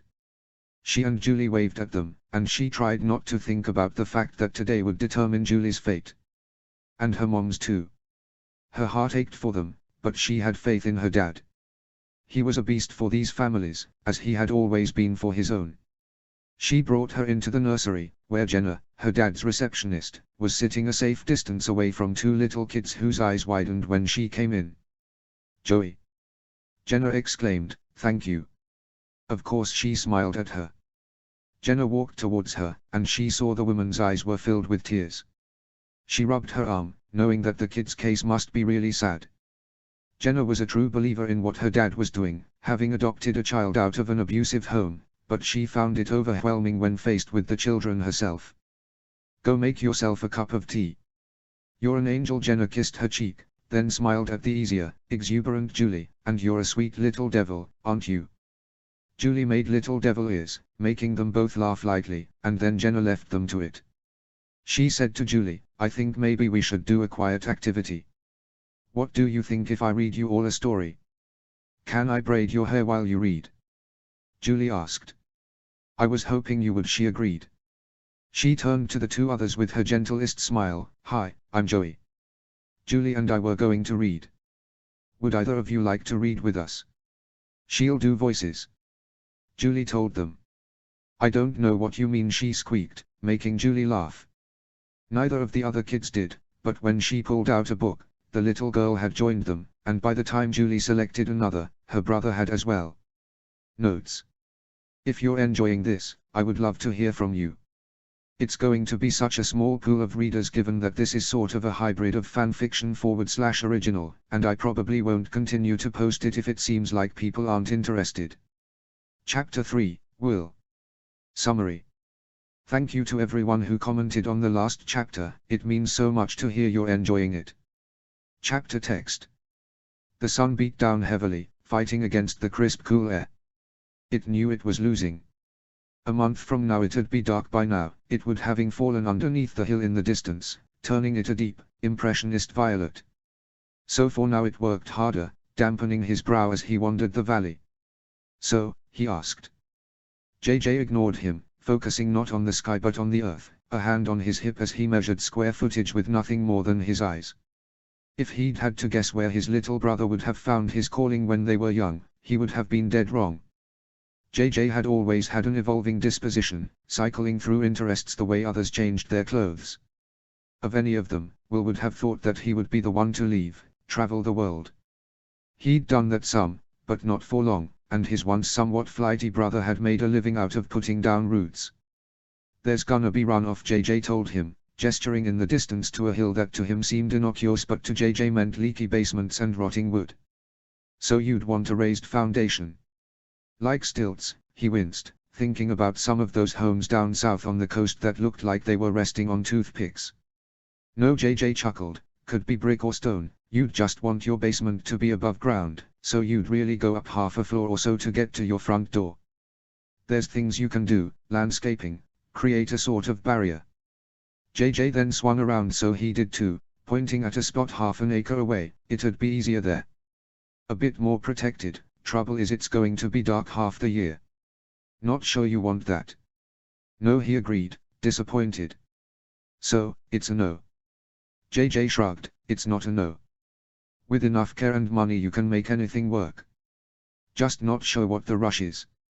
And I don't totally get it." "What's not to get?" he asked. "I want a house out here, out of the city." "Yeah," JJ agreed.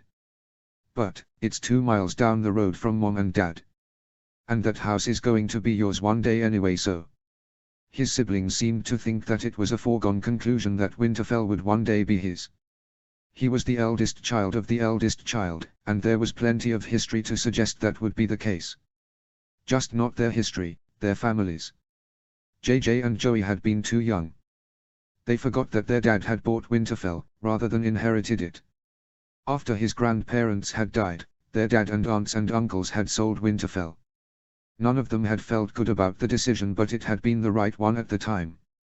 When he was 12, his dad had gotten all their permission to buy it back for his family. To JJ and Joey, there had always been and would always be a Stark in Winterfell. He hoped that was the case. He and his siblings loved the house, and if the gods were just they would not be put in a position to make decisions about it before they were ready as the generation above them had been. They had each already lost a parent, and he would not imagine a world where any of them lost another for years yet. Someday, maybe, though that house'll always belong to all of us, he reminded him. Then could not help but add, and I'm not waiting to inherit the life I want. You know what that does to people. Their eyes met and JJ looked slightly chastened. His brother had seen as well as he had what happened to a family when people cared more about the things owned by it than the people in it. That had never been and never would be their story. They would not live through it again. Yeah, JJ sighed, but for what it's worth, I don't think this is the right property. Will looked around, knowing that he had to trust his brother's judgment even if he felt it was clouded by his opinions. All right. Well, thank you for coming to see it with me. JJ nodded, and wordlessly they headed towards his brother's truck. People would be arriving shortly, and his parents would kill him if they weren't there when his teammates started to arrive. They had spent the day helping out around the house, rearranging the dining room and great room furniture until his mom was convinced everyone would be comfortable. The first year they had sat around the dining room table, but she had felt it was too formal for a bunch of guys in their 20s and 30s. His dad had been less diplomatic, likening it to a herd of oxen trying to use teaspoons.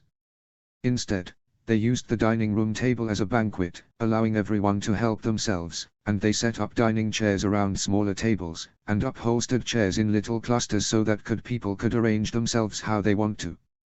The point, his mom said, was for everyone to feel comfortable, and they could not do that if they were worried about which fork to use. With comfort in mind, he and JJ had chopped wood so that there could be fires burning in multiple rooms, and he had dutifully, though laughingly, used the duster his mom had handed him to get the higher parts of the rooms she and the housekeepers couldn't reach even on ladders because there would be so many tall people there at once. He and his siblings had helped out without complaint. Anything they did was nothing compared to the work his parents did, his mom in particular, when preparing for these sorts of things. Joey, too, had done more than her fair share. She had been at Winterfell all day yesterday cooking and baking with their mom, and when he'd arrived that morning the house had smelled of flour and maple and meat falling slowly off the bone. His mom could have hired someone, a private chef if she'd wanted, but that wasn't the point. The point, to her, was that these boys and men who were away from home would have a home-cooked meal and spend some time around family, even if it wasn't their own. Whatever happened to Winterfell, in the end, neither him nor his siblings would ever walk into it without thinking of her and their dad.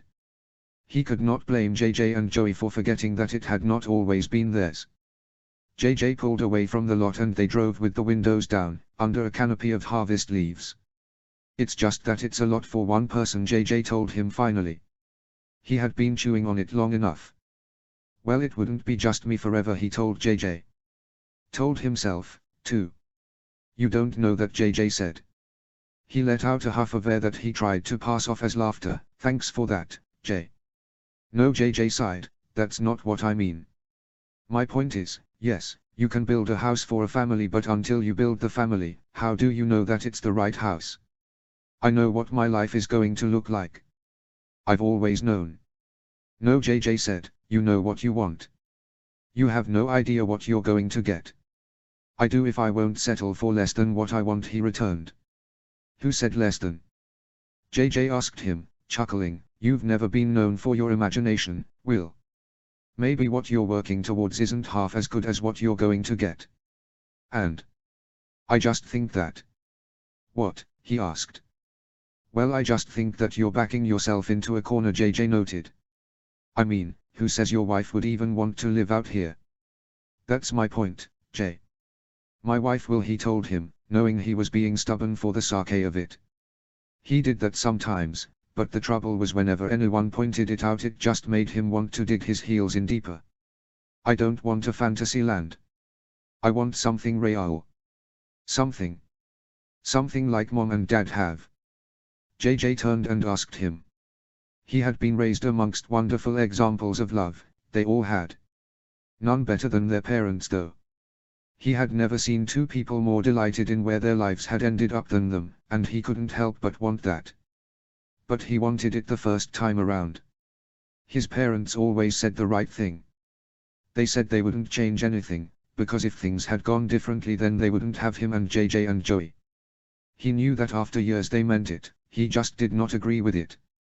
They were the best people he knew, and they had both suffered so much. His mom, his wonderful, vibrant, loving, sweet-natured mom, most of all. She might say that her suffering was worth it, but he would do anything if it meant she could have avoided it. Even if it meant that he in this version of himself didn't exist. His mom had told him once that she had confessed her feelings to his dad when they were young, before everything. She had been 17 at the time, and his dad, 5 years older, had let her down gently because at the time it was the right thing to do. If he could go back in time, he would urge his mom to fight. If he could go back in time, he would make his dad explain, not just brush it under the carpet. He would tell them to wait for each other, so that his mom did not look for love in a different place, where there was none to be found. So that his dad did not settle for being loved for who he could have been rather than who he was. If he could change everything and give them the happiness they had ultimately found the first time, he would have done it in a heartbeat, and as impatient as he was to find it for himself, he would wait forever if it meant not choosing wrong. We all want that, JJ said. I just think. I don't know. I think you're maybe missing the point a bit. He looked over at him. How do you mean? JJ shrugged, brushing sandy brown curls out of his eyes. I just think you're looking for what they have. The life they have. You should be thinking about the relationship they have. They're not happy because they're living in that house. I mean, they love it. But if Mom had wanted to live at Casterly Rock, that's where we'd be. If she wanted to live on the moon, Dad would have found a way to make it work. You're looking for someone who wants what you want. That's good. Dad always says how important it is to be on the same page about the big things. It's just, I think you maybe should leave some room. You really want to talk about meeting someone where they are? He asked. JJ let out a sharp bark of laughter. Well, now I know I'm making sense if you're going for the knees. He sighed. You're right. Sorry. I shouldn't have said that. No, but you've been dying to, JJ pointed out. Glad you finally just did. That was fair. JJ was not the only one in the car who had been chewing on something for too long. On Wednesday night, at their weekly dinner, he and Joey had come clean about Bridget. JJ had been disappointed but not surprised, but so had they. He had given them reasons for why he didn't want to talk to Bridget, not even to say hello, not even for a coffee or a glass of wine, but they all amounted to the same unsaid thing. That if he had coffee with her, then he would ask to take her for a walk, and they would walk until it was dark enough that he suggested they find a place for a drink. And if he sat on a stool next to her, if he walked next to her, if he saw her for even a moment, he would have to admit that he was still in love with her, and that 8 years or 80 couldn't change that fact. Slowly, as Joey very carefully stole the honey-glazed eggplant off each of their plates, JJ told them about how Bridget had called him at the end of the summer, leaving a voicemail telling him that she wanted to talk to him. When he didn't return her call, she called again at the start of September, leaving a somewhat scattered message telling him about her friend Sophia's apartment. At the mention of her name, a pair of amber eyes appeared in his mind. They had done so before in quick flashes in the days since the party, but as soon as they found an excuse to be there, they settled in comfortably, making themselves known every so often like a flickering candle. Bridget's third call had come later that same night as the second, after it too went unreturned, and her voice had sounded wobbly and watery, and it was then JJ had asked her to leave him alone. JJ had not described it as such, but Joey had asked to listen to the messages, and when her eyes filled with tears, he took the phone out of her hand and finished listening for both of them. Joey had tried, but JJ had been stubborn, and afraid he would say something he regretted, he had moved them on to other topics. Now he found himself wondering if rather than ending it he had just let it fester in their minds as surely as it had rotted in his. Better me than Joey, he noted. I thought you were going to bite her head off the other night. JJ had the grace to look embarrassed. Neither of them liked upsetting her. They never had been able to stomach it.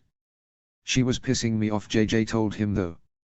She thinks just because she says something gently that she's right. It's the way other people treat yelling. He did not bother to tell JJ that Joey was usually right, no matter what tone she used. And she certainly had been the other night, though even he could admit that she was pushing harder than she usually would.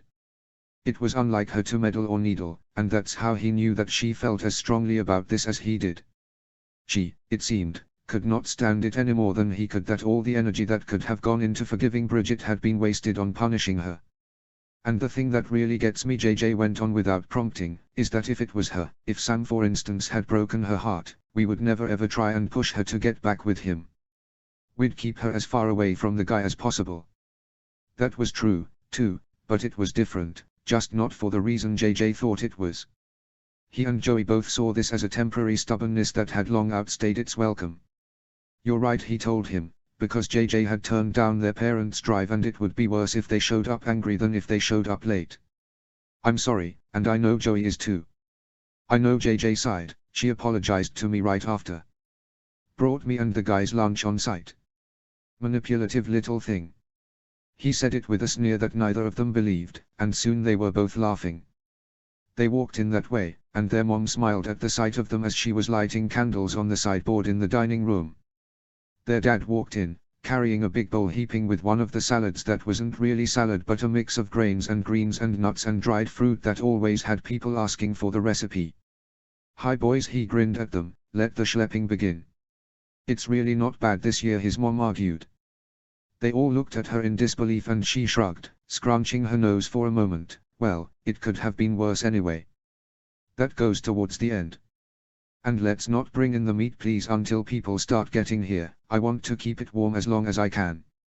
JJ went ahead to the kitchen, and he followed behind. As he got to the door though, he turned and watched his mom go over to where his dad had placed the bowl. She moved it another inch or two over, and rather than roll his eyes, he wrapped an arm around her waist, squeezing it. As her hand covered his, he pressed a kiss to her temple, saying something he couldn't hear, though the sentiment was clear enough. There had always been a feeling seeing them that way.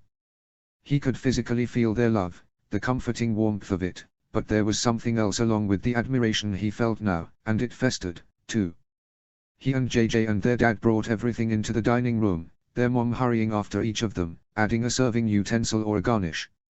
She had made a feast disguised as simple fare, and he saw his sister's efforts there too. The beautifully braided loaf of bread and the honey butter beside it was hers, as were the thinly sliced potatoes that had Mad begging for her hand in marriage a couple of years back, the platter with vegetables of every color slow roasted with rosemary and thyme and garlicky olive oil. "Where's Joe?" JJ asked as he picked a bite out of the platter he'd been eyeing. "She's upstairs getting dressed," his mom said. "Wasn't she dressed when we left?" he asked JJ. There was a disaster, his dad told them. She went to baste the turkey and somehow basted herself instead. Pretty sure it reconfirmed her commitment to vegetarianism. He and JJ chuckled. She had been committed to vegetarianism for as long as they had known her, but every so often, the most recent had been when she'd attended something for his team where barbecue ribs had been served, renewed her resolve. The first to arrive was Thomas Sinclair, their new backup cornerback, fresh out of university. He looked sheepish, in spite of his size, and he ushered him into the dining room, introducing him to JJ and his mom, who put a smile on the kid's face immediately by telling him how much she'd enjoyed meeting his parents at the last game. Next was Mad, showing up with Greer under one arm and a bottle of whiskey under the other. JJ howled upon seeing it and his mom warned them both that there would be no trouble that evening. Mad promised, so long as she'd save a dance for him later, and then his dad was warning him there'd be no wandering hands if he knew what was good for him. More came. There were rookies and transplants along with a few more veterans. He greeted each of them, shaking their hand, doing his best as both their host and their captain to make them feel welcome and a part of things. Mormont arrived as well, bringing fresh maple syrup, made on his estate, and carrying a dish or two that he had been meaning to return to Joey. With their coach here, the guys were a little awkward at first, but his parents and JJ set them all at ease immediately. It was a gift they all shared, and though he made an effort, it did not come as naturally to him. Not until he knew someone better anyway. He and Joey were alike in that way, though she looked so kind that people always rightfully assumed she was. The door rang, and with everyone else doing something, he went to answer it. He grinned as it opened. "Hey man, glad you could make it." Hey Trip smiled, as they shook hands. "I wouldn't miss it." "No tuna casserole, I see," he noted as he looked at the flowers wrapped in brown wax paper that Trip was holding. "No," Trip chuckled, "though my mom emailed me the recipe, and then called me this morning to walk me through all the ways the recipe, her own, by the way, was wrong." "That's adorable," he admitted. Trip shrugged. "She's pretty great." Then looked around, "But our house never smelled like this." "Well, come in," he ushered him towards the dining room. "I meant to ask you," Trip said as they walked through, "did everything end up okay the other night?" Yeah," he confirmed. "Yeah, that was fine. She lost steam once we got in the car." Trip grinned. "Too bad. She was entertaining." Amber eyes, once again. a slender waist in his hand. Orange blossom, he was pretty sure. Messy, though, he pointed out. I've seen worse, Trip noted, reckon you have too. I wish I was that charming when I was 3 sheets to the wind. I'm a bad flyer. What a gem. He chuckled, yeah. She was something. Trip looked at him a moment longer, but then they were walking into the dining room. QB Mad greeted him, offering Trip his fist to bump. Trip knocked his against it, and Mad said, now. Don't fall for JJ's love bombing. He'll never feel about you the way he feels about me. Isn't that right, Stark? JJ stretched, wrapping his arm around Mad. Don't worry, baby girl, you know I've only got eyes for you. Then used that hand to offer to Trip. JJ Stark, damn glad to meet you. Don't try that with me, Trip said as he shook JJ's hand. I won't be another one of your conquests. Oh, JJ grinned, pointing at Trip, challenge more than accepted. Then looked around, asking him, where's Mom? She makes everyone fall in love with us. Mom. I'm right here, darling, his mom said to JJ. Immediately she was pulled in between Mad, looking diminutive between the pair of them. She beamed up at Trip, though, Mr. Slade. My goodness, you are just doing the most wonderful things for us this year, isn't he, boys? It's very nice to meet you, Mrs. Stark, Trip said to her. You have a beautiful home. Thank you for opening it up to all of us. Oh, please call me Ella, she waved him off. You are so polite. Do you see how he is so polite, Mad? Yes, but I'm sexier, Mad informed her. Dude, JJ flicked him in the ear, over their mom's head. Just because our sister rejected you doesn't mean you can hit on our mom. Your sister didn't reject me, we just came to an understanding, Mad told JJ, then explained to Trip, we've agreed it makes better sense for me to love her from afar. It's working out well for both of us. Where is that gorgeous girl, by the way? He looked around, wondering if she had slipped in without them seeing. He doubted it. The mood amongst his teammates often shifted when she came around, which never failed to rankle. It did seem odd that she was not down yet. Do you want me to go check on her? He asked his mom. Then to Mad, me. Alone.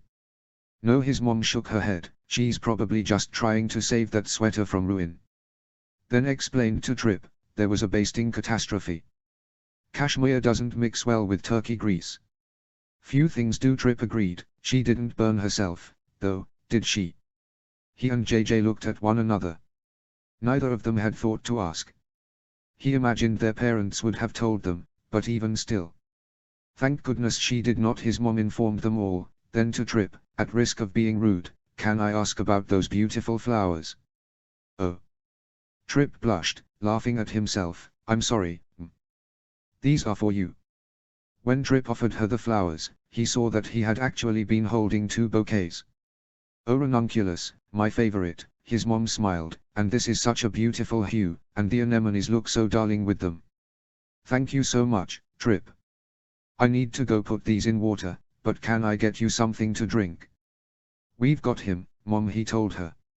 She smiled at them all, squeezing Trip's arm, and then walked towards the kitchen, stopping at each little group of people to say hello and make sure they felt cared for and special. He eyed the second bouquet of flowers, warily, but before he could remark on them, Mad said, there she is. He had felt it too, that shift. Turning towards the doorway, he saw his sister walk in, her hazel eyes widening when she saw every man in the room turn to look at her. Seeking cover, she went straight to Mormont, who rose out of his chair to greet her. Feeling a nudge against his toe, he looked down and then across at JJ. His brother held his gaze for a moment, then pointedly looked at Trip. Sure enough, there was an admiring look on his face as Trip's eyes wandered over Joey. A smile even came to his face as she laughed at something Mormont had said. The boy wasn't blinking. He looked back at JJ and nodded, acknowledging there was a bit of a problem there and that he would deal with it. Quit hogging her, Mad said to Mormont. Joey turned to look at Mad and gave him a single lift of her brow. He's being greedy, Joanna. Mormont shook his head, but patted his sister's cheek gently, releasing her to the wolves. She hurried to his side, slipping her arm through his. To Mad though she said, you'll get nowhere with me being rude to Coach Mormont, and you know that. See, you say you don't want me to fall in love with you, Mad told her, But you know beautiful and disapproving is my type. Yes, but my being your type was never our problem, was it, Mad? Trip chuckled and he could not help but grin. She was like this with no one else apart from Mad, who flirted with her so outrageously. Some of Mad's boldness rubbed off on her, but only ever in these exchanges with him. As much as I never want you to talk to her again, I would watch 6 seasons and a movie of her turning you down, JJ told Mad. I would too, Mad said, that's what I'm saying. I tune in every week for it. Then to Joey, because I'm loyal, steadfast, some might say. At that Joey finally giggled, and JJ pulled Mad away from her on a whim so that he didn't exhaust her. Then it was just him, and Joey, and Trip. And there was nothing to do but introduce them. Trip, this is my baby sister, Joey, he told him pointedly.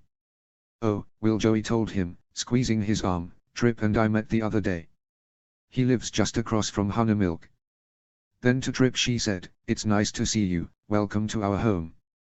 Then blushed, rushing to correct herself, though I must be the 5th person to say so. Trip laughed warmly, I have been made welcome, but it's nice to hear it from you all the same. You look, he looked over at him, blushing slightly but finished with conviction, lovely. Oh, thank you. Joey laughed at herself, looking up at him, did Mom and Dad tell you about my basting disaster? He nodded at her and she said to Trip, if the turkey is dry, please blame me, but know that I sacrificed a good cashmere sweater to it. Hopefully this outfit fares better. At that, as though granted permission, Trip looked over it. It wasn't lascivious. Just lingering. He couldn't even be mad, only worried. He watched as Trip took in her pale green jumper dress over her frilly white blouse, all the way up to the tendrils of curly hair that framed her face. When they paused right around her lips, Will cleared his throat. They both turned to look at him, and Trip misunderstood his prompt, and offered her the second bouquet of flowers. They were different than the first, which had been the pink and white flower his mom had tried and failed to grow here many times. This bouquet had ranunculus in every pastel there was. Trip had not given any indication that he had chosen which bouquet to give to each of them, but if he had chosen correctly. These are for you, Trip told her. For me. Joey smiled, standing on her tiptoes to see the bouquet. Trip tilted it down towards her, and her face lit up. Oh, these are my favorite flower. I haven't seen a peach one in so long. She took the flowers gently, looking down at them. This was so kind of you. Then stepped forward, and to his surprise, pulled Trip closer and pressed a kiss, a chaste, innocent kiss, but a kiss all the same, to his cheek. Joey did not notice the way Trip's eyes closed, but he did. I'm going to go see if I can borrow a vase from my mom. Oh, I needed fresh flowers and these are just so lovely. Turning to him, she asked, aren't they beautiful, Will? Yeah, Joe, he nodded, they're beautiful. She tilted her head to the side. Did you tell Trip here that these are my favorite flower? I guess I did, he nodded. She smiled, as conspiracies go, gentlemen, this was a good one. With that she hurried towards the kitchen, stopping to show their dad the flowers. Their dad immediately looked over at Trip, who raised his hand in a wave in spite of his dad's narrowed gaze. He was no wilting flower, he'd give him that. Even still, Trip turned to him, I think maybe I could use that drink now. Yeah, he said, let's take it outside. Their gaze met, and if he had expected Trip to look sorry or embarrassed, he would have been disappointed. They helped themselves to glasses of red wine, and he ushered Trip outside, through the double doors that lead to the stone terrace. As the door closed behind them, he said to Trip, so the other night, when you asked about my siblings, you were asking about her. JJ is disarming, but not really my type, Trip noted. He fixed him with a look and Trip's brows raised, and he could not help but laugh. Shaking his head though, he said, the entire league knows that she is off limits. Is there a reason you don't? I heard that, actually, Trip told him, and I get why. I really do. He didn't, though. Not really. He only thought he did. Because Joey was so sweet and innocent that people had a habit of thinking that was the whole story.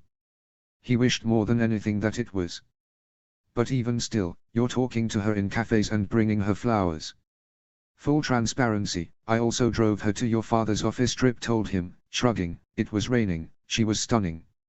You're not even a little sorry, are you? He realized. Then heard what Trip had said. Wait, she got in a car with you? Trip nodded. It really was pouring, though. You shouldn't be mad at her or anything. He opened his mouth to tell him that if he was going to be mad at anyone in the situation, it sure as hell wasn't going to be Joey. But looking at Trip, he realized that he probably knew that and even still had defended her. And she had gotten in a car with him. Joey, who was kind to everyone, but trusted relatively few people, had gotten in a car with him the first day she had met him. He remembered her texting him earlier that week, asking about Trip. He thought she was just thinking over the game. But he had given her the push she had needed to get into that car. He had given her license to at least to begin to trust Trip. He had just never seen it happen so quickly. And that was terrifying. But precious, and hopeful, too. And no, Trip said. I'm not sorry. I've wanted to meet her for 2 years. I remember seeing her up on the screen at that awful game I played against you guys. There was a play. It was poorly executed and I was so frustrated and trying to keep my cool. And I looked up and saw her shouting, you guys had just intercepted. She should have been thrilled. But it felt like, I don't know. It's going to sound stupid, but I felt like I was alone out there and seeing her distraught. I remember that game, Will told him. I remember that play. Heard about it from her for days. Distraught doesn't cover it. He did not tell Trip that he had made an impression on Joey that game, too. She had called him relentless. She had called that game his holy war. It had made him feel like a heathen for winning it. Trip grinned. She's got an eye for it. Picked my bones clean. He looked at him. The rotation you were practicing this week. I will nail it in her honor, Trip told him solemnly. He could not help but laugh, and Trip grinned. Look. I got to spend a half hour with her, and it just wasn't enough. Not nearly. And I'm not sorry about that, and I think it's hypocritical of you to call me up on that, since I know for a fact that you worked a pottery wheel just to spend time with her. So if anything, this should bond you and I. That is a bold fucking strategy, Slade, he told him. And I owned that pottery wheel. She told me, Trip told him. Don't do that, he warned him. Disliking the familiarity in his tone. You don't know her. No, Trip agreed, but I want to. And I'd appreciate it if you didn't stand in the way of that. He took a sip of his wine, wishing he had grabbed some of the whiskey Mad had brought instead. He couldn't though, with the game tomorrow. He hoped no one did. You're pretty politely telling me to fuck off, aren't you? He asked Trip. Before he could answer, the door opened behind him and he turned and saw JJ walking towards them. Slade, you're new here, JJ informed him, so let's get you up to speed. He's up to speed, Will told him. Then he looked at Trip and said, but he is relentless. And you're okay with that? JJ asked him. Then looked at Trip, doesn't matter. She doesn't date football players, never has, never will. She likes guys who football players used to stuff into lockers. Well, you guys kind of seem like you want to stick me in a locker. 2 birds, 1 stone, Trip offered gamely. Oh. JJ nodded. He's cute. You didn't tell me he was cute, Will. It didn't come up, he noted. Trip chuckled, and he could not help but laugh back. JJ looked at him accusingly and he shrugged. In spite of wanting to, he could not dislike Trip in that moment. I don't know, Jay, he told him.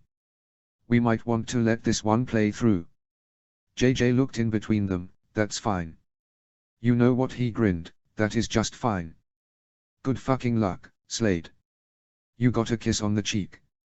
So did Mormont. Trip looked at him and he said, he's right. We all know what you're doing, but she's got no idea. How is that possible? Trip asked him. Oh, great question, I'll take that one, JJ told him, because. JJ, the door opened and they all straightened up when they saw his mom standing in the doorway. Mad is trying to get your dad drunk. Please go intervene. Then to Trip, are you having a nice time? That was so sweet of you to get Joey flowers, too. And I'm very grateful, because now I don't have to share mine. Trip chuckled, of course, and yes, I'm having a great time, Mrs. Stark. Thank you. Ella, she reminded him. I'm afraid you'll get used to it, before I get past it, he told her. He watched as his mom's smile turned surprised and girlish. This did not bode well. Have it your way, his mom laughed, then to JJ, please, darling. He was hurting for days after that awful New Year's. He and JJ chuckled, and then JJ spared another look at Trip and then him and then followed their mom inside. As the door closed behind them he sighed, running a hand over his face. What was JJ going to say? Trip asked. I really don't get how it's possible that. I mean, does she have any idea how enchanting she is? He started to respond, but was thrown off by Trip's word choice. He was thrown off by him generally and it was making this harder. Let me put it this way. The flowers you got her. That means something to her. It'll mean something to her that you got them for her, but she's going to assume it says more about who you are than what you want. She grew up surrounded by a lot of men who would do anything for her, and you know, we never wanted anything except her happiness and her company, because she really is the best company. Trip was taking that all in, and though Joey needed no help, he could not stomach him misunderstanding. She's not spoiled. She doesn't take those things for granted. She just wasn't taught to expect that meant someone was after something. A smile grew on Trip's face. You made her impervious to love bombing. He smirked. Yeah, I guess we did. And it took a lot of tea parties and feather boas. And I'll bet she was worth every minute of it. Trip guessed. Maybe it was that he phrased it as a question that time, that it didn't bristle so much. He nodded, and so did Trip. Look. I don't have a sister, and I honestly can't imagine what it's like having one as beautiful as her. Memories flooded his mind. JJ disconnecting the phone because it wouldn't stop ringing one summer. Joey showing up at his house after her first college party, disappointed in the way people had behaved. Every room she had ever walked into drawing every male eye, when all she wanted was to go unobserved. And look, I get the off-limits thing. This league is full of guys I wouldn't want around anybody, let alone my sister. What did he do? Who? Your football player. Amber eyes, flashing once again.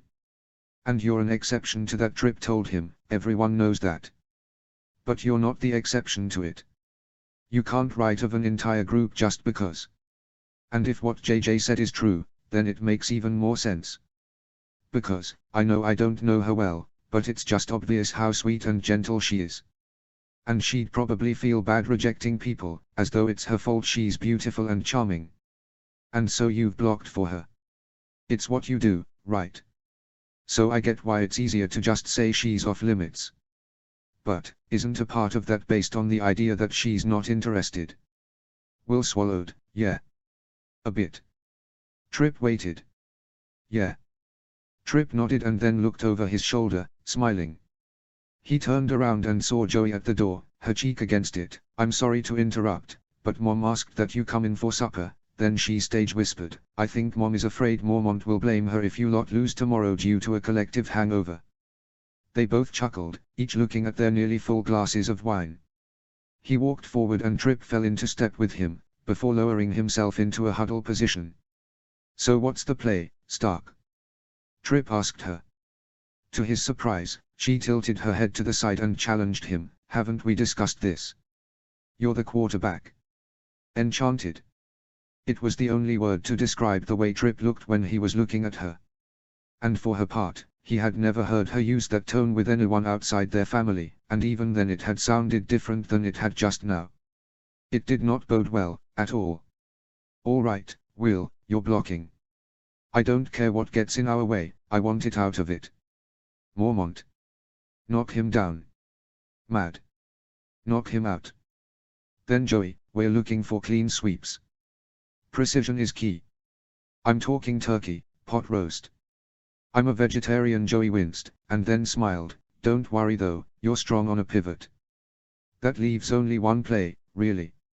It was he who said it, because he could not deny that she liked this game and she enjoyed playing it with Trip, and in spite of his reservations he had always been there to make sure games did not get too rough for her.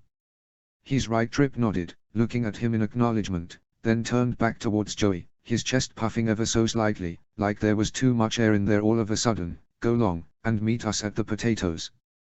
Chapter 4, Joey. Notes. See the end of the chapter for notes. Chapter text. It was finally right.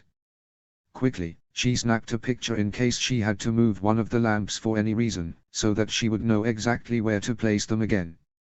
She could not help but laugh at the image. Her studio had begun to look like a Valencian bazaar, with her cluster of table and standing lamps crowded in on one another, and the still life she had assembled full of different materials and textures. This was going to be her first painting in a new series, and while she had been imagining it for months, she had only been planning for days, spending a fun afternoon with her mom looking through Winterfell for various pieces to put together for each one.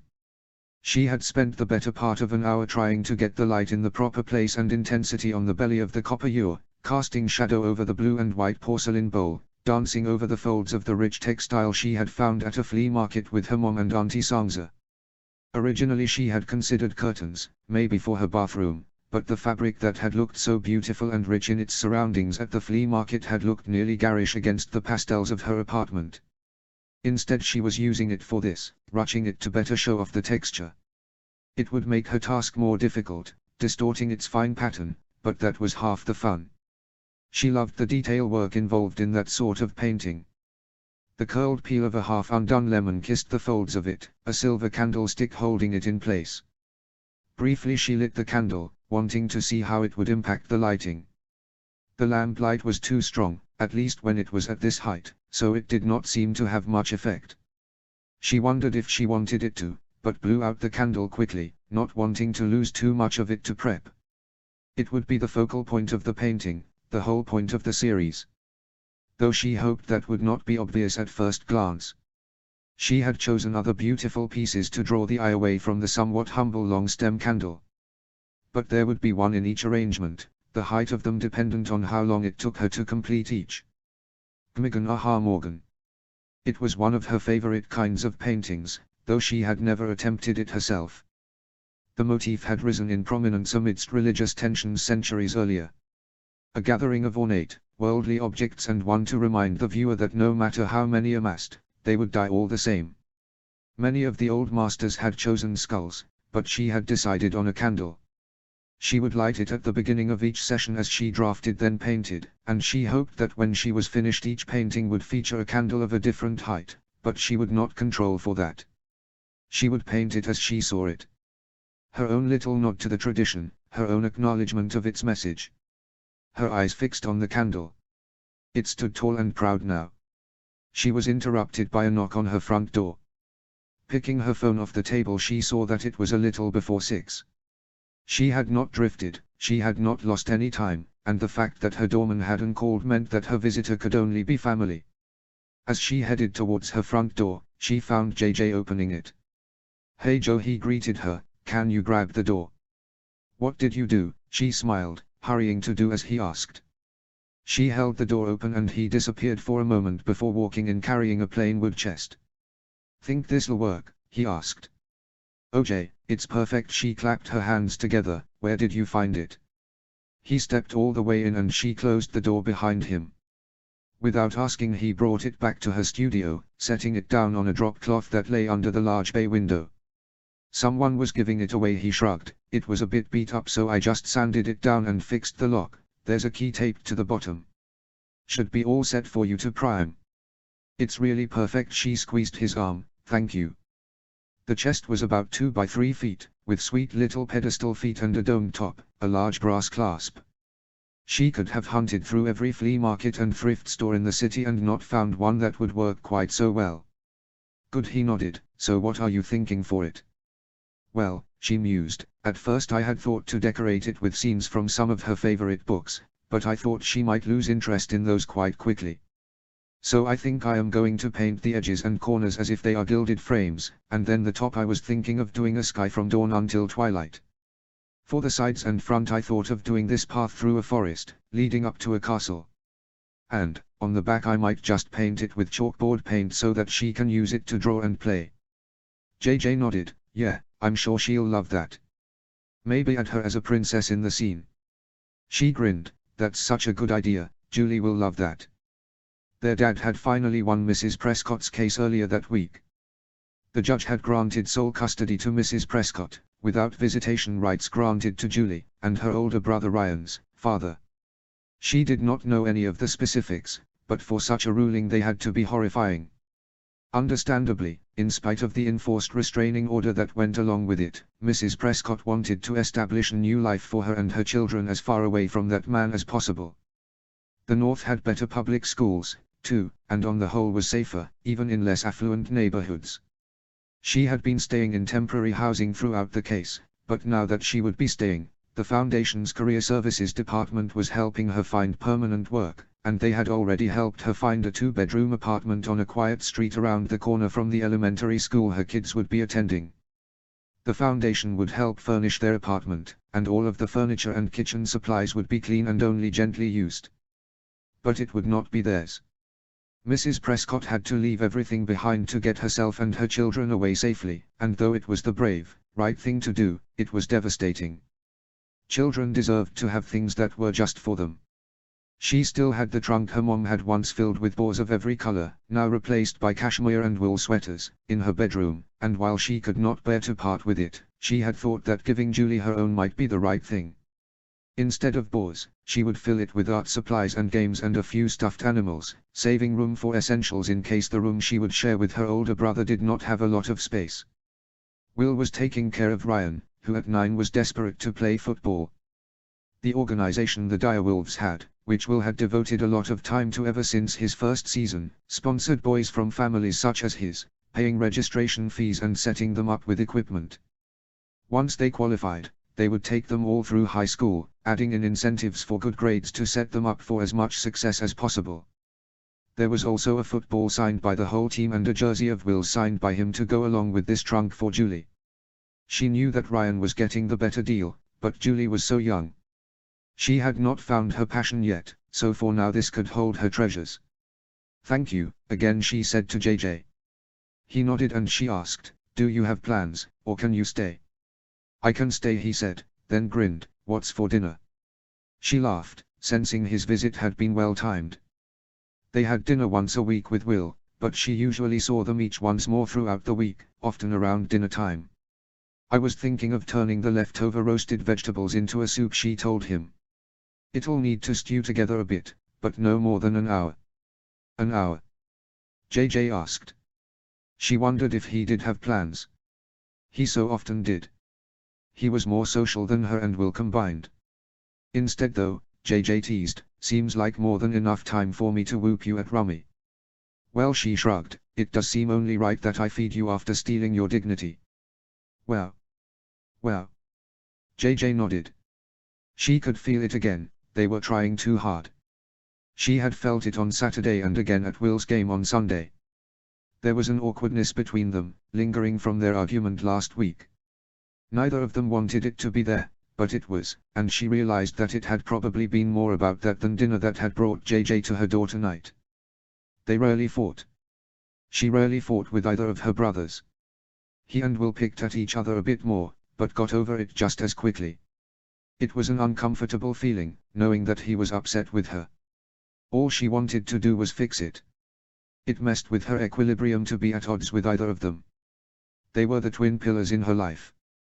They had been for as long as she could remember. A set of guardrails she sorely needed, especially now, when she was beginning to drift.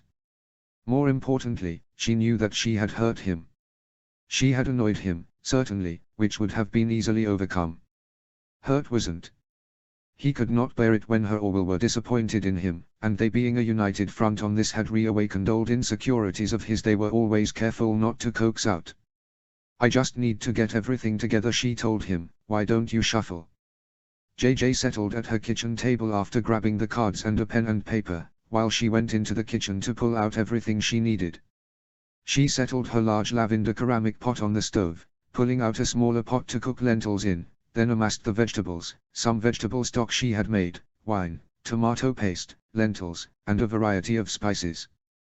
She also pulled out some nutritional yeast and flour, realizing she was more in the mood for stew than soup. Something a bit heartier for JJ. Holding up the wine, she asked, "Would you like a glass?" "I only need a few glugs for this." JJ nodded, grabbing 2 glasses off her bar cart and brought them over.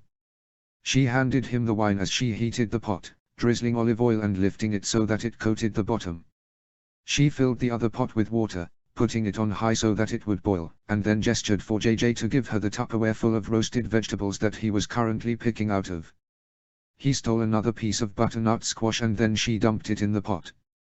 There was a separate container with roasted beets that she pulled out of the fridge and handed him so that he could pick at it while he waited. She stirred the vegetables once, then followed JJ to the table, where he had dealt them each a hand. He had given her a whole lot of nothing, but the first card was an ace of spades which she tucked safely into it. She did not have anything to put it with it as of now, but it was far too early in the game to leave it there. She discarded a 2 of clubs. "Yeah," JJ said, "that seems fair." She laughed, "Sorry." Heading back to the stove, she stirred the vegetables again and then coated them in flour. When that had absorbed, she repeated the step with tomato paste, scraping the bottom with a wooden spoon. The wine helped, and when it had turned a deep purple she added in more thyme and rosemary, a bit of ginger, and paprika and then a few cups of stock. The water was boiling for the lentils so she poured those in as well, stirred the vegetables and went back to the table to find that JJ had discarded a 3 of diamonds. Now that was just petty, she told him. "Spite keeps me young," he grinned. She picked out of the pile, and immediately discarded a 7 of clubs that wouldn't do anything for her. The pot had started to boil so she stirred it again and reduced it to a simmer, and then took her seat at the table. She got the queen of spades on her next turn, and watched as JJ picked up a 9 of diamonds. The pair of them were well matched at cards. He was bolder, she more patient. It really depended on the hand whose method would be more successful. Neither of them were putting anything down, even though she was certain he had at least a group or 2 that went together just as she did. They were each trying to catch the other by surprise, to go out while the other still had a handful. They only played this way with each other. They couldn't get away with it with Will. He started putting cards down immediately, building on his clusters slowly but steadily throughout the hand, so even if they went out first, he was rarely caught with more than 40 points in his hand, more than enough to already down to make up for it. She enjoyed playing with each of them, adapting her style to theirs. So JJ said, "Saturday was fun." She kept her eyes on her cards, feeling a little fluttering in her chest as she had every time she thought of Saturday night. It was, she agreed, as lightly as she was able, so lightly that it came out like she was about to sneeze. "We made too much food, but everyone was happy about that." "Yeah," JJ noted, discarding a 10 of hearts. "Thought Mad was going to deck Trip though." She glanced at him and found him not looking at her, focusing on his cards, his brow furrowed. The 10 of clubs was in her hand so she picked up his 10 and slipped it in next to hers, discarding a 4 of diamonds. "Really?" she asked, as casually as able. "Really," JJ said, picking up from the pile and hardly looking at the card before he discarded the 10 of diamonds.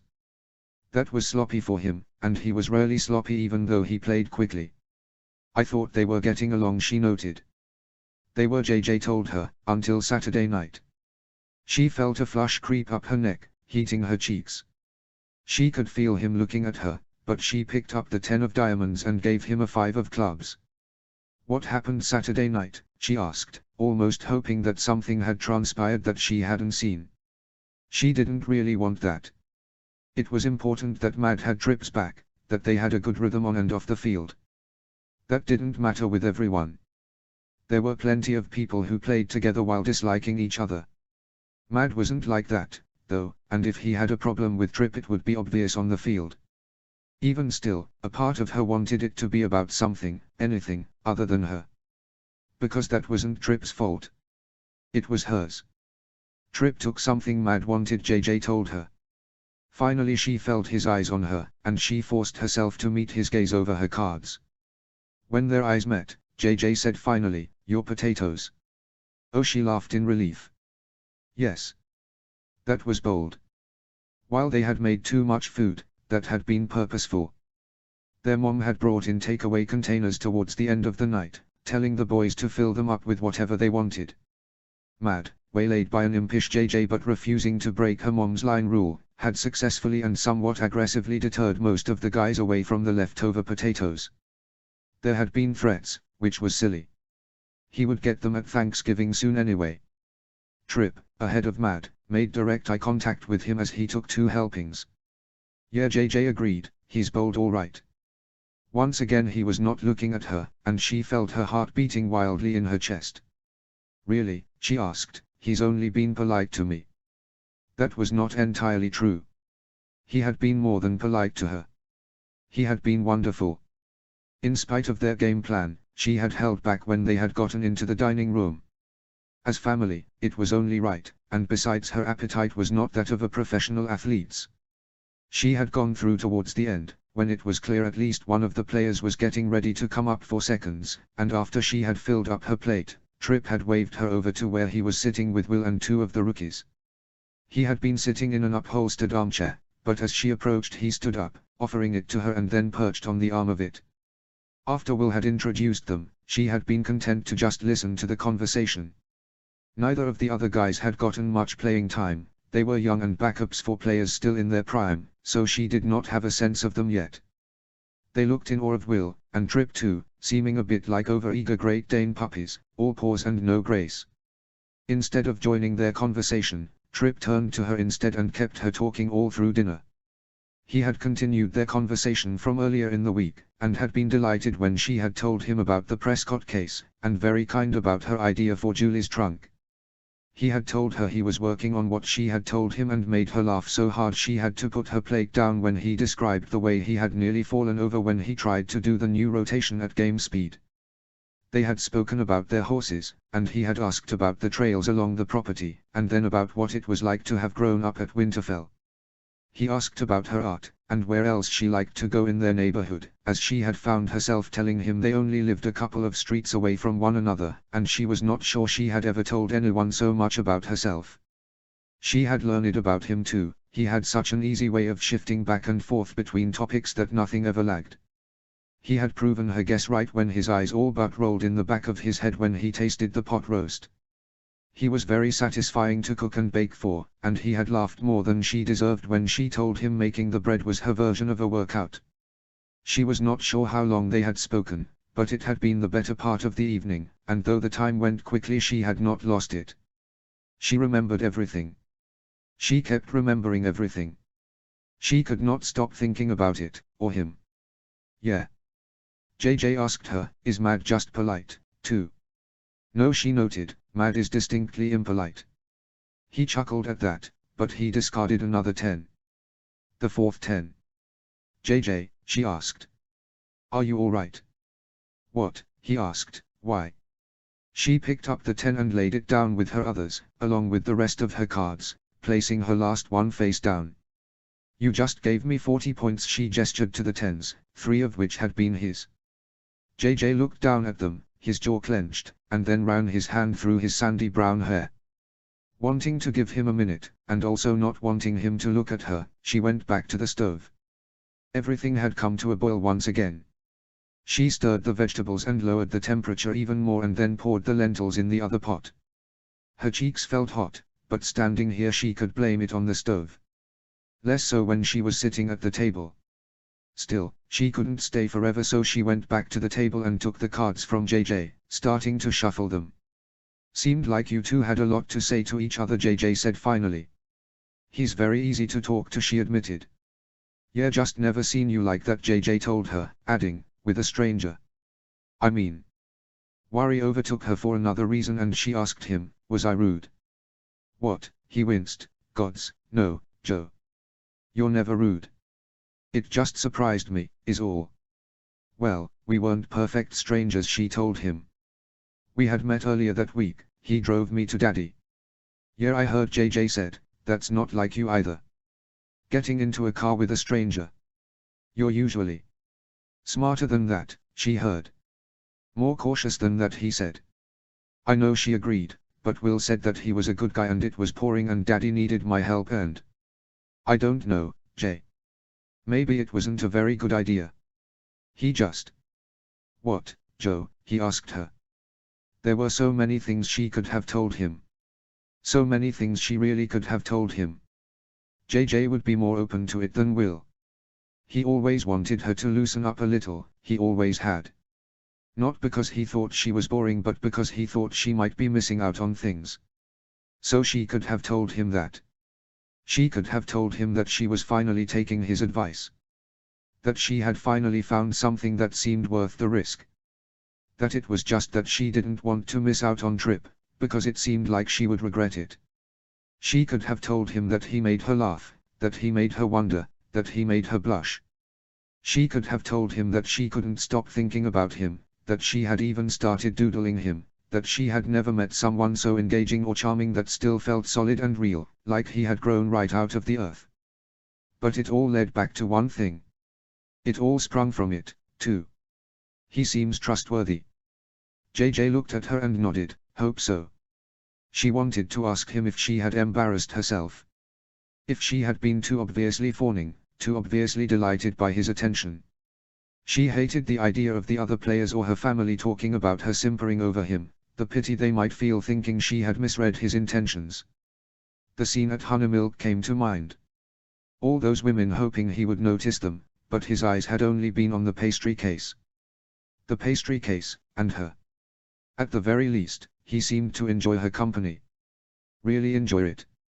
Every attempt she had made to let him spend time with his teammates, to extricate himself from their conversation, had been rebuffed. She had not pressed hard on it because she had not wanted him to go. She had wanted him to do exactly as he did. Sit by her side and talk to her all night long. At the very least, maybe he would be her friend. He seemed like he could use one, having moved up here all by himself. The guy seemed to like him, but she could not tell if he had clicked with anyone, really clicked with anyone, apart from maybe Will. She would be his friend if that was what he wanted. She would feel lucky to be his friend. They could meet for coffee, or he could go out to Winterfell with her and ride. He missed it terribly, that was obvious. She had almost invited him just for the way his heart clearly ached when he spoke about his horse. Something had stopped her, though, the old fly in her throat that still made it difficult sometimes to voice the things she wanted with anyone outside of her family. The butterflies had company all evening. She and JJ played another hand, and by the time they were done the lentils and the stew were too. There was some sourdough on its way out, so JJ charred it in a pan with butter and oil, and then they brought their bowls back to the table.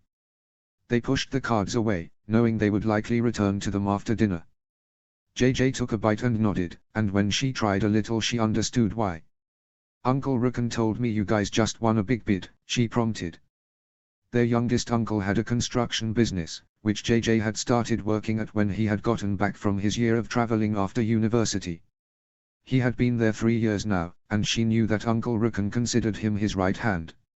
She was giving her cousin, Rukan and Lyanna's daughter, May, art lessons, and her uncle had come to pick her up last night and told her how instrumental JJ had been in winning a new piece of business. He called it a rare gift, being so good at both the work and the business. She imagined Uncle Rukan had it too. He was so confident and vibrant, so like JJ, but not 1 in 20 on his team.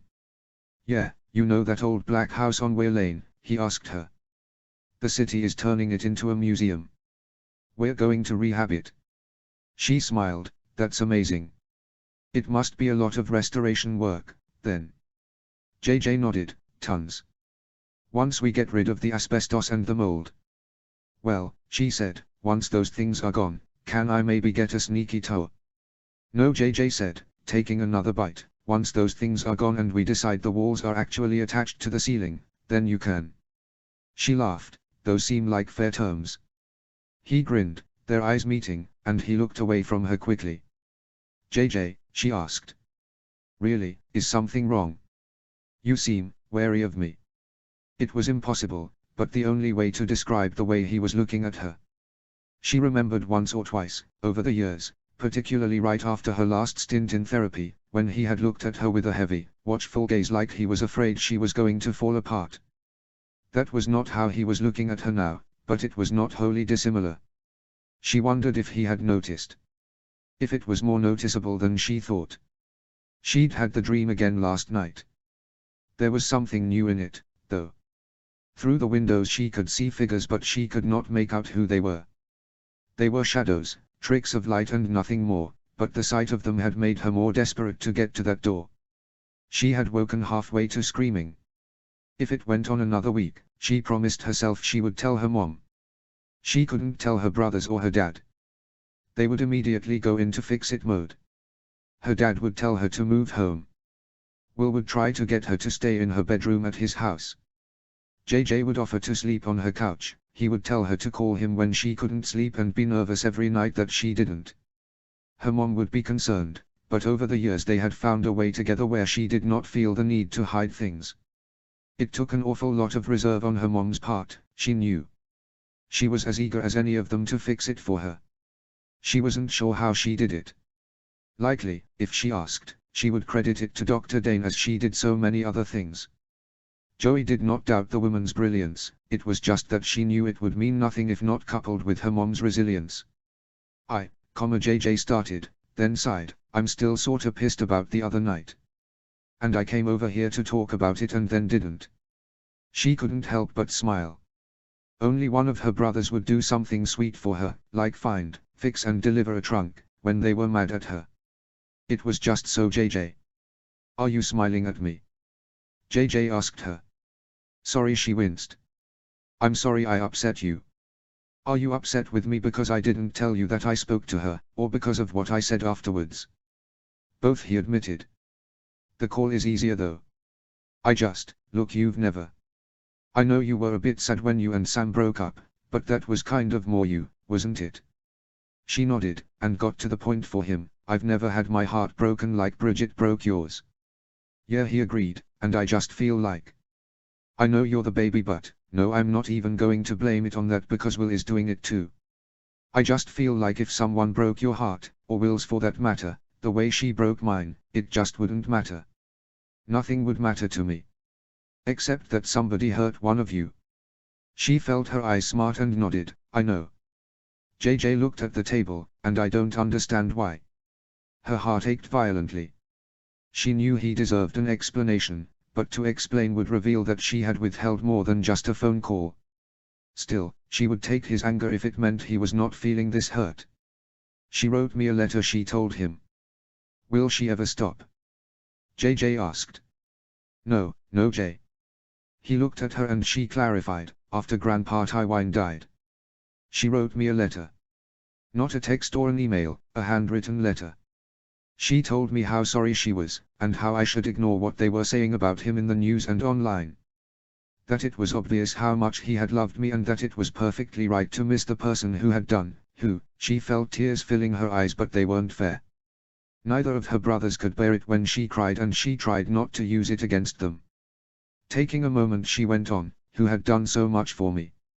And I really needed to hear those things, with everything going on.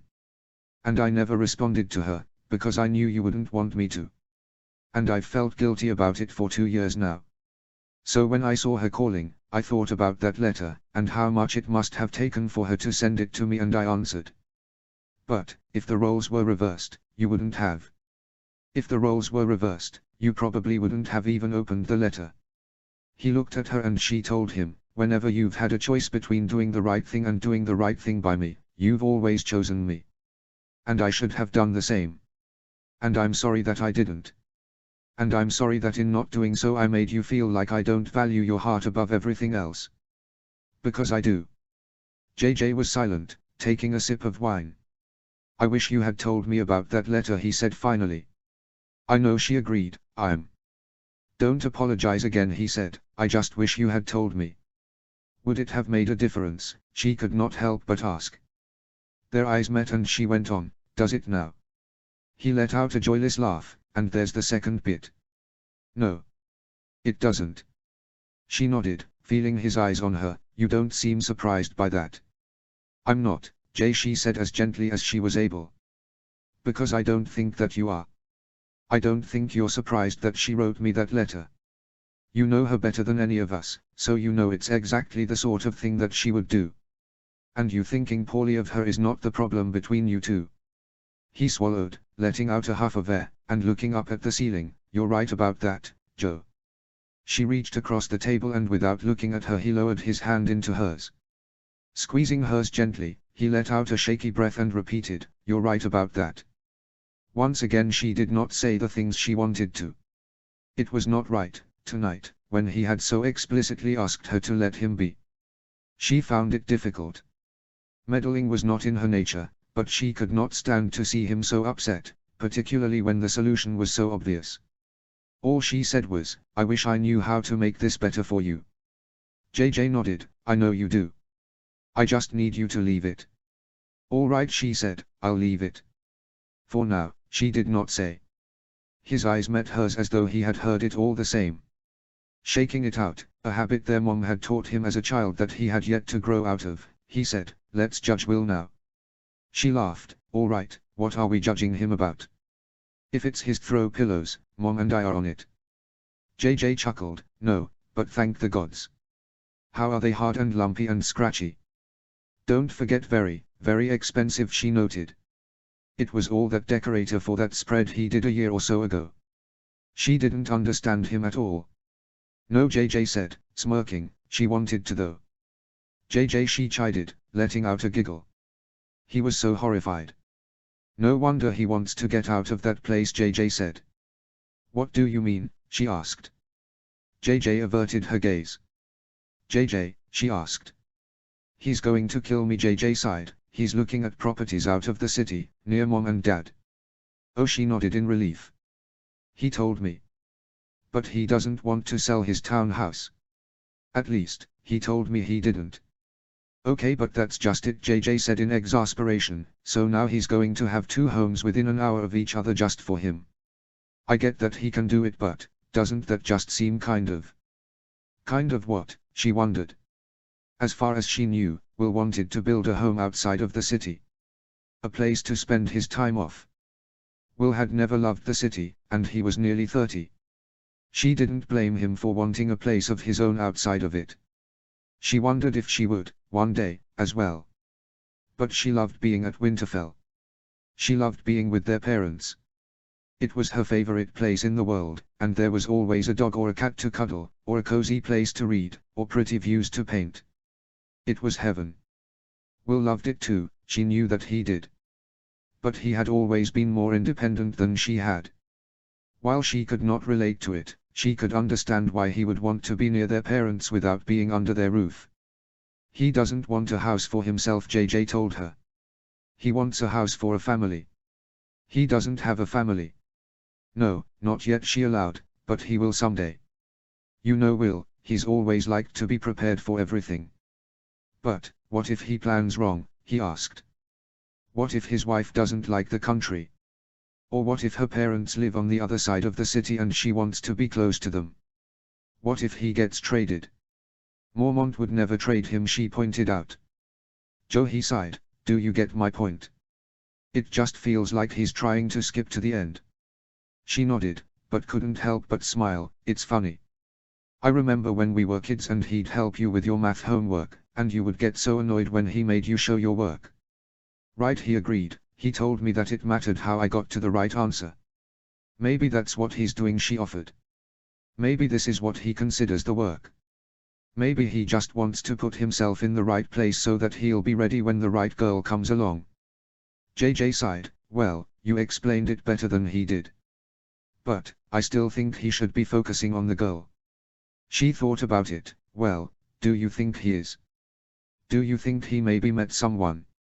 "No," JJ said, then laughed, "or if he did, she's nothing like what he pictured and he's being stubborn about it." She smiled at that. Will was very capable of that kind of stubbornness. "I do think he's ready though," she told JJ. His eyes softened and she nodded, "I think he's ready to be in love. I don't blame him for wanting to find ways to urge it along." JJ nodded, "Yeah. You wouldn't think he would have a hard time of it. Do you know anyone we could set him up with?" "Not Lena." She shook her head. Her best friend had a crush on Will for years.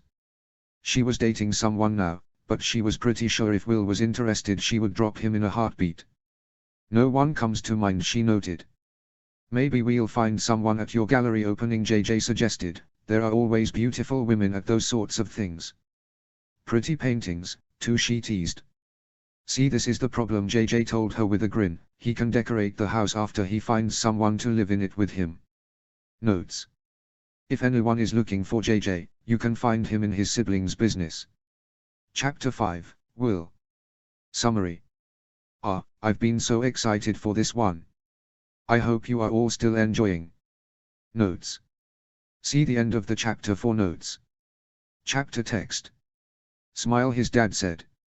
He took the picture and the man thanked him, and then his girlfriend pulled him away, clearly embarrassed that he had asked. Will was a little embarrassed too. Sorry, he said to Joey. She gave him an indulgent smile. You should be. You made me lose a bet to Mom. Their mom laughed, wrapping an arm around Joey's waist. She thought it would take him longer to ask. Actually, she thought he would make his girlfriend ask. Mom. Joey gasped, turning in towards her, Joey's forehead against their mom's temple. Now this, I want a picture of, his dad said, pulling out his own phone. Will stepped out of the way, standing next to his dad, knowing he did not want him in the picture. It was a perfect shot. Both of them were holding coupes of champagne, their faces lit in actual mirth rather than a pose. His mom wore a pale blue set, a sweater and a longer skirt, while Joey, the star of the evening, had allowed herself to indulge in fashion the way she only did when she was in the art world, where she had a hope of blending in amongst other glamorous women.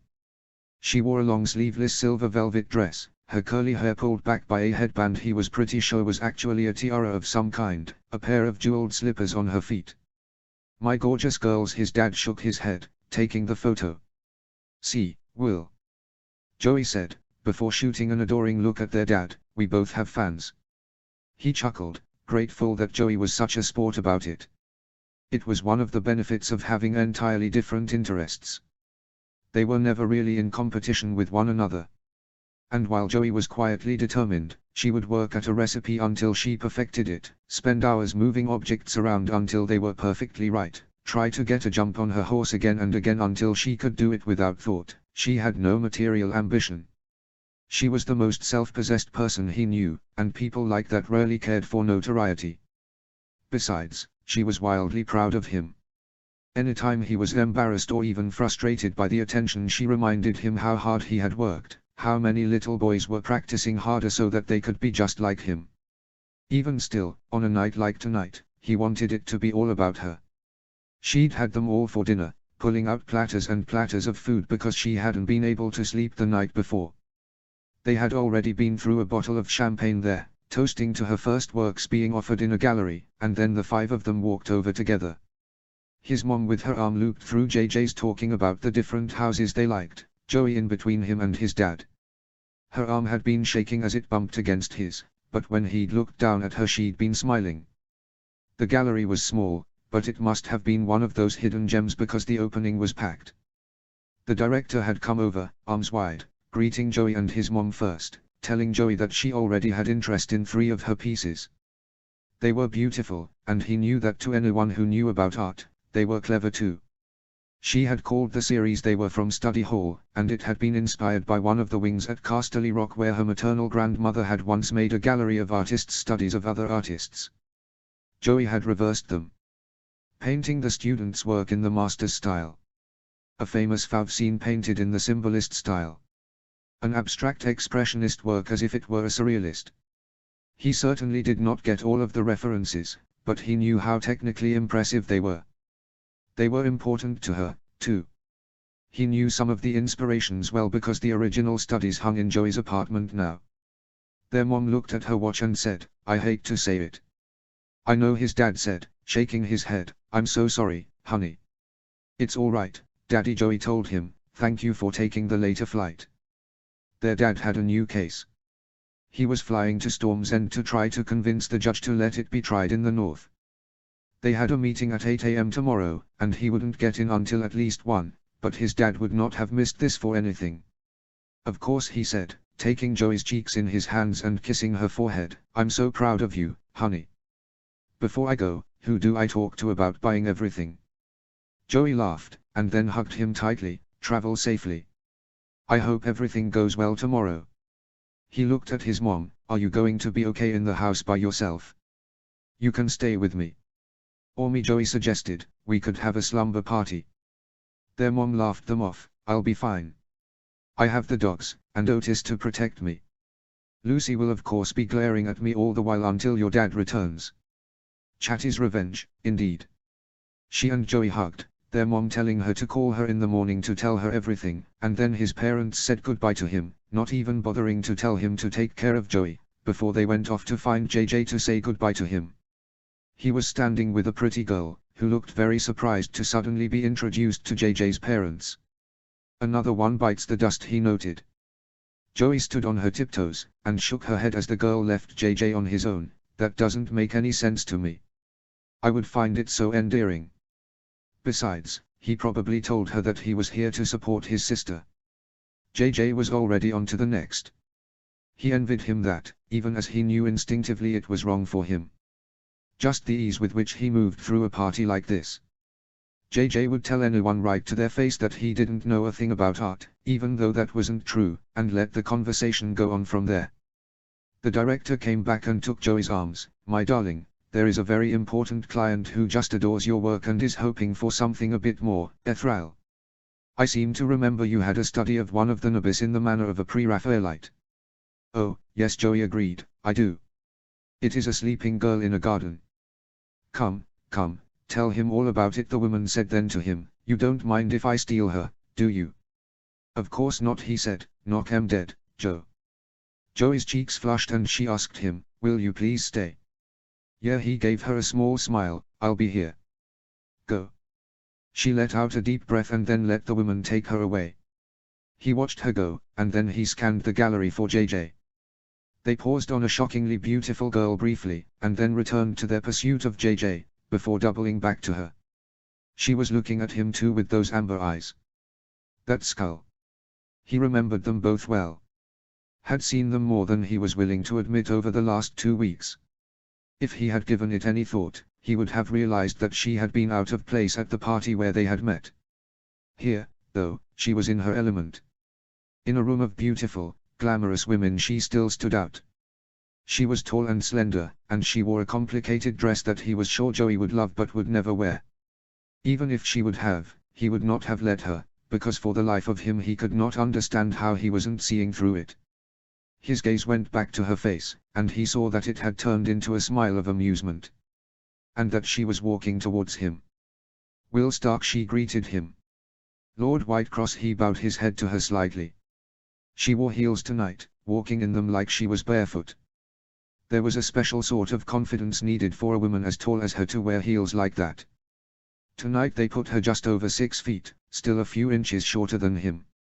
His auntie Sangza would like her. She had once told Joey, who did not have grace in high heels, that just as tall women shouldn't feel like they couldn't wear high heels, short women shouldn't feel like they had to in order to be dressed up. Thus Joey's jeweled slippers. He wondered who had told Sophia, or if she had decided it for herself. And all of a sudden he was wondering again. JJ had told him that he was not known for his imagination, and that was fair enough.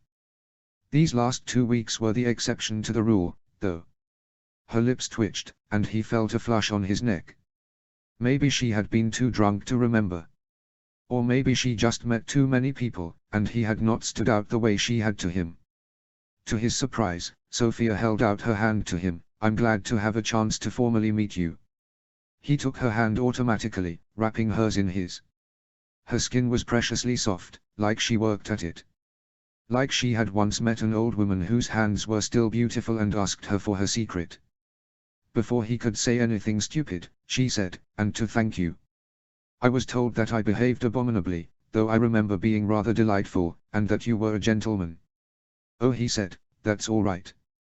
His hand was still holding hers, and he could not help but add, and you did then grin when her lips parted, and you were. His gaze fell to her lips. He wondered if she was wearing anything on them. They looked almost sunburnt.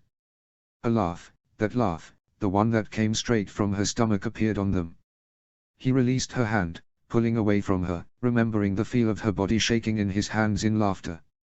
I would ask what you are doing here, she told him. But I have a feeling it's on account of the angelic creature you were just speaking with. My sister, he rushed to tell her, though why that mattered he could not be sure. He knew why he wanted it to, but he also knew that it wouldn't. She had sworn off his kind, and though he had never encountered hers before, he knew that long-term it could not be for him, in spite of his momentary fascination. To his surprise, she smiled. I know. His brow knit, wondering if maybe Bridget had shown her old pictures of their family. Sophia explained though, she is also what brought me here tonight. Joey, he asked. He wondered now if she had really sworn off his kind. Not football players. Men. I was given a preview of the exhibition yesterday, Sophia told him. I had intended to write the usual thing, but then I saw her work. She looked at him and said, she is extraordinary. He grinned, delighted for his sister. I know.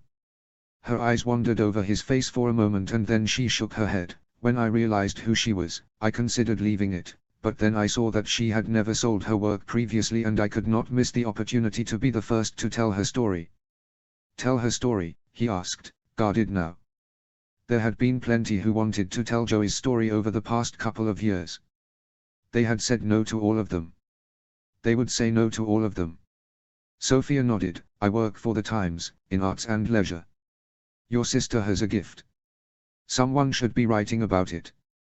So she differed there, then, at least. She wanted to write about Joey's gift, not what she had been gifted. Not how others felt about that gift. Even still, he was not sure that he liked the idea of it. He would like Joey's name to be whispered reverently in every museum in the country, but he knew from experience that the press, no matter how admiring, could put something in ink that would bleed. Before he could say anything, though, Joey returned to his side. Oh Will, she beamed up at him, wrapping her arms around one of his. All my paintings sold. I can't believe it. You don't think Daddy really bought them all, do you? For at most he teased her. Of course he didn't, Joe. I'm so proud of you.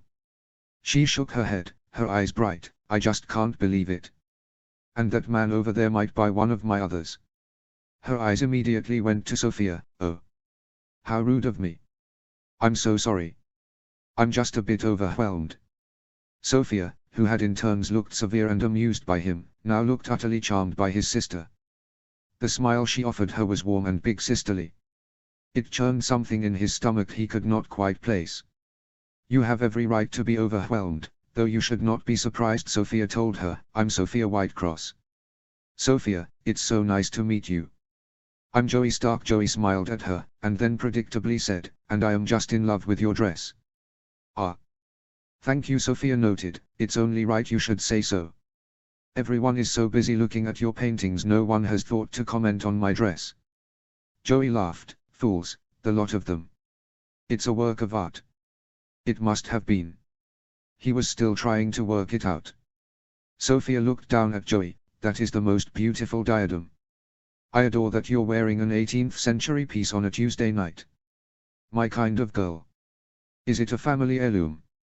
Before Joey could answer, he realized that Sophia had asked a question. Likely to be her first but not her last. Sophia is a reporter for the Times, he told Joey, wanting her to know that she was speaking to press. Oh, Joey smiled and then winced. I'm so sorry, did I interrupt an interview? No, Joe, he shook his head. Actually, Sophia said, I was hoping to interview you. Me? Joey asked, then attempted to tug him forward slightly, but Will plays for the Direwolves. Sophia looked at Joey for a moment, and then at him. For a moment he felt very protective of Joey once again, but then he realized that Sophia was wholly ended by her and she was just trying to work it out. Before Sophia could say anything, though, Joey said, wait. Did you say that your name was Sophia Whitecross? Sophia nodded, and Joey asked, did you write that beautiful piece about the Volontaire Opera House? Oh, Sophia said, and to his surprise, she actually blushed. She looked so flattered. It was a wonderful expression on her, so open and pretty. Yes, I wrote that piece about a year ago. You remember it? Of course, Joey said, then asked him, well, did I make you read it? He did not believe so, but Joey wasn't waiting for an answer and she said to Sophia, well, I read it and then my mom read it and we both cried. It was so moving. We wanted to plan a trip immediately, but with the unrest there. Sophia nodded. It's devastating. It's such a beautiful city. Beautiful and troubled. The way you wrote about it made me feel like I was reading about the home of a childhood friend, Joey told her, one of those houses that isn't yours but you still know every inch of. Then looked at him and asked, is that silly? No, it's lovely, Sophia responded before he could Did you live there? He asked, wondering if that was the source of her accent, which was more pronounced now that she was more in control of it. I did, Sophia answered, from when I was 9 until I was 16. Joey nodded. It's no wonder the piece made me cry then, you must miss it so. Sophia looked stricken for a moment and then smiled. I am supposed to be interviewing you. Oh, Joey blushed. Only if you want to, Joe, he told her, then said to Sophia, everything so far has been off the record. Sophia glared at him. No, Joey said, I'd be happy to go on record to say her dress is a work of art. Sophia's face lit into a smile and then a laugh. And Joey snuck in, though, I would appreciate it, if possible, if you wouldn't include that I was bragging about my pieces selling. That will be very easy to do, Sophia noted, since you were not. And, well, if I am being honest, I had been hoping for something a bit longer form. Is there any chance we could get together in the next couple of weeks? I'll write about this opening generally, and would love to include that I met you and that you're charming and fabulous and all the things people want to read about these things, but if you were open to it I would really love to talk to you about your work more in depth. Oh, Joey looked up at him. Why don't you think about it, Joe, he suggested. I'm sure Sophia here has a card. You can give her a call in a few days once your head stops spinning. Joey's face settled into relief, and she squeezed his arm in thanks. She looked at Sophia and asked, would that be all right? I would be so happy to speak with you more generally, but I have never been interviewed before and I would like to speak to our parents about it. He squeezed her arm against his side, telling her that she had done right. Their parents would be supportive, but there were things they should all discuss. Guardrails of the interview. Someone would likely need to be there to make sure it did not get off track. A part of him wondered if they would need to share some of it off the record, so that Sophia would know what was off limits. His dad would handle that part, too. He had read every word of the non-disclosure. Written a fair bit of it, too.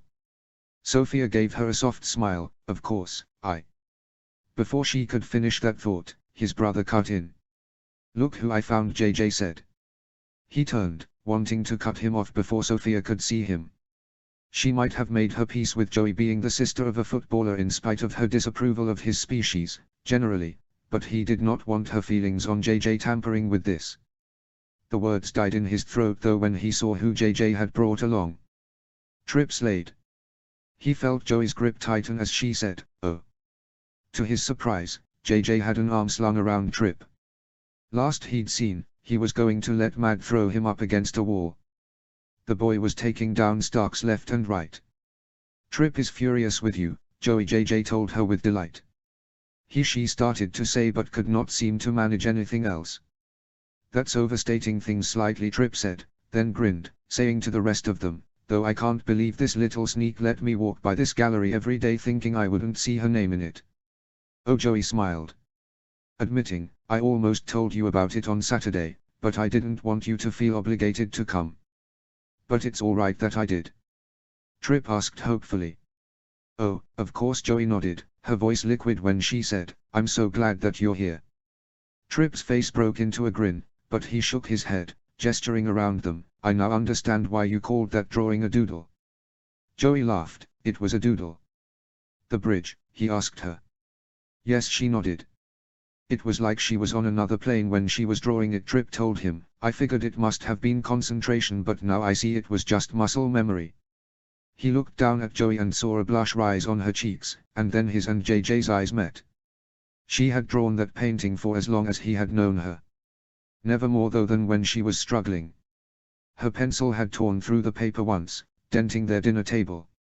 She had felt awful about it. His mom had left the room to cry, but not because of the table. JJ's jaw clenched, and he unintentionally drew Joey closer to him. Tripp saw it and misread it and said, Hey Will, and then to Sophia, Lord. Oh, only he heard Joey say. He looked down and saw a look of disappointment flash across her face before she schooled her expression. Further confirmation that Tripp's attentions were wanted after all. Not that he really needed more after watching her fall a little bit in love with him over dinner on Saturday night. Never in his life had he seen anything like it. So he told her, we all met briefly a couple weeks back. That's right, Sophia said. confirming to Joey more than he had that there was nothing between her and Tripp when she said like an afterthought, "You were there." "I, unfortunately, was not." JJ grinned at her. He loved a pretty face, even as it glared at him. "I'm Hornwood," he said immediately. "Not the nickname I use," Sophia noted under her breath. It was practically filled with fire. He glanced at her for a moment, and then said to JJ, "Mr. Hornwood is over there. Aren't you supposed to talk to him about something?" "Shit," JJ said, "yes. I wish I was sober or hammered." Joey offered him her champagne. JJ grinned, taking it and trying to chug it. Blick. JJ then handed him the empty glass, and headed towards Mr. Hornwood. "Crisis temporarily averted," Joey, Tripp said. He felt her tense at his side, but her face was serene, making Tripp smile just by looking at him. "I was really taken in by your landscape over there, but," Tripp grinned sheepishly, one eye squinting, "I am sure I didn't understand it fully. Would you come explain it to me?" With that he offered her his hand. Not in marriage, though the way Joey beamed, one could not be blamed for thinking that he had. "Oh," she nodded, removing her arms from his and placing her hand in Tripp's, "of course." Then to him she said, "I'll be here, Joe," he promised. "It was lovely meeting you," Joey said to Sophia.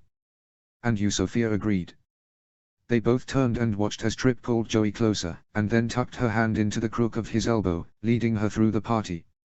He brought her in front of the painting done in the symbolist style, walking right up to it and pointing towards something, talking all the while. Joey was nodding and then she was answering him. She was taking on the look she got when she was at his games, when she was entirely unself-conscious, her gestures more animated but entirely natural. Tripp was hanging on every word. "Well, they are adorably suited," Sophia noted. "How long have they been dating?" "They're not," he told her. Sophia looked at him, and then back over at Tripp and Joey, the two of them laughing together. "Perhaps add a yet to that statement," Sophia informed him. He sighed, nodding. Her eyebrow raised. "You are not sold on him, then?" "He seems a decent fellow." "For a football player, you mean?" he asked with more vinegar than he had intended. Sophia's eyes flashed. "I apologized." "But you stand by it," he pointed out, as she had not bothered to retract anything. "On the whole, yes," Sophia agreed. His jaw clenched. "And you don't think it is a little judgmental?" "Judgmental?" she smiled, "like assuming I would write about a private conversation between a young woman and her brother. Assuming that I would steal words not intended for me because I have the audacity to call myself a journalist." He swallowed. "Look, I'm sorry about that, actually, no, I'm not. Joey is inexperienced with the press and she is my baby sister and I'm not risking her on account of politeness." He looked at her, and clarified, "Though, it was not meant as a dig at you. Just as my swearing off football players has nothing to do with you personally," Sophia pointed out. Their eyes met, though, and for a moment it was clear that to both of them, it did a little. He wanted to hold that gaze, knock on that door, knock it down. "Instead, though," he said, "yet you'd throw Joey to the wolves." Sophia looked down for a moment and then across the gallery to where Joey and Tripp were. They watched as a photographer approached Tripp, clearly recognizing him, and asked for a picture. Joey tried to step to the side, but Tripp stopped her, saying something to the photographer and then gesturing to the painting behind him and to Joey. Tripp's hand went to her back, pulling her against his side. He said something to her that made Joey look up at him and smile, and the camera flashed, capturing the pair of them looking at one another. "That is not a wolf," Sophia smiled.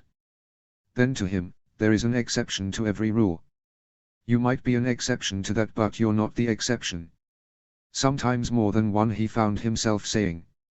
Sophia's eyes flashed to his, amber all but glowing, but then she nodded. "I'll believe as many as 2 among 1,000. "You really think it's that bad?" he asked her. "I mean, I don't deny that. There are a few bad apples, making the bunch appear rotten," Sophia challenged. "I cannot tell you how many girls I saw wined and dined, bedded, sometimes wedded, all the while the person they were falling in love with was sleeping with multiple women in every city they were in." He nodded. "That happens. It also happens that there are a lot of women that are more interested in the money and the status than the person they are dating." "Yes," Sophia acknowledged, "there are plenty. But I was not talking about them." "Well, Why would you, he asked her, when it muddies the story you're telling? Sophia scowled at him and said, I think it is different when everyone knows a relationship is transactional. What makes you assume those men do, he asked. She rolled her eyes. Oh, be serious. You are telling me that you cannot see them from a mile away. You're telling me a woman can't see a womanizer from a mile away, he asked. What is your point? Sophia asked. Her shoulders rounded for the first time and she asked more softly, are you saying, they deserve it? No, he answered, I'm not saying that you deserved it.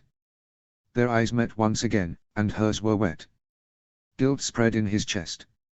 His anger had gotten the better of him. His anger and the familiar way injustice had always grated him. He had wanted to change her mind. He had not wanted to make her cry. I'm sorry, he said. No, she waved him off, you have every right to your opinion. Maybe we should talk about how talented Joey is, he suggested, some common ground. Sophia looked at him for a moment and then nodded. I know that you're protective of her, but you needn't be with me.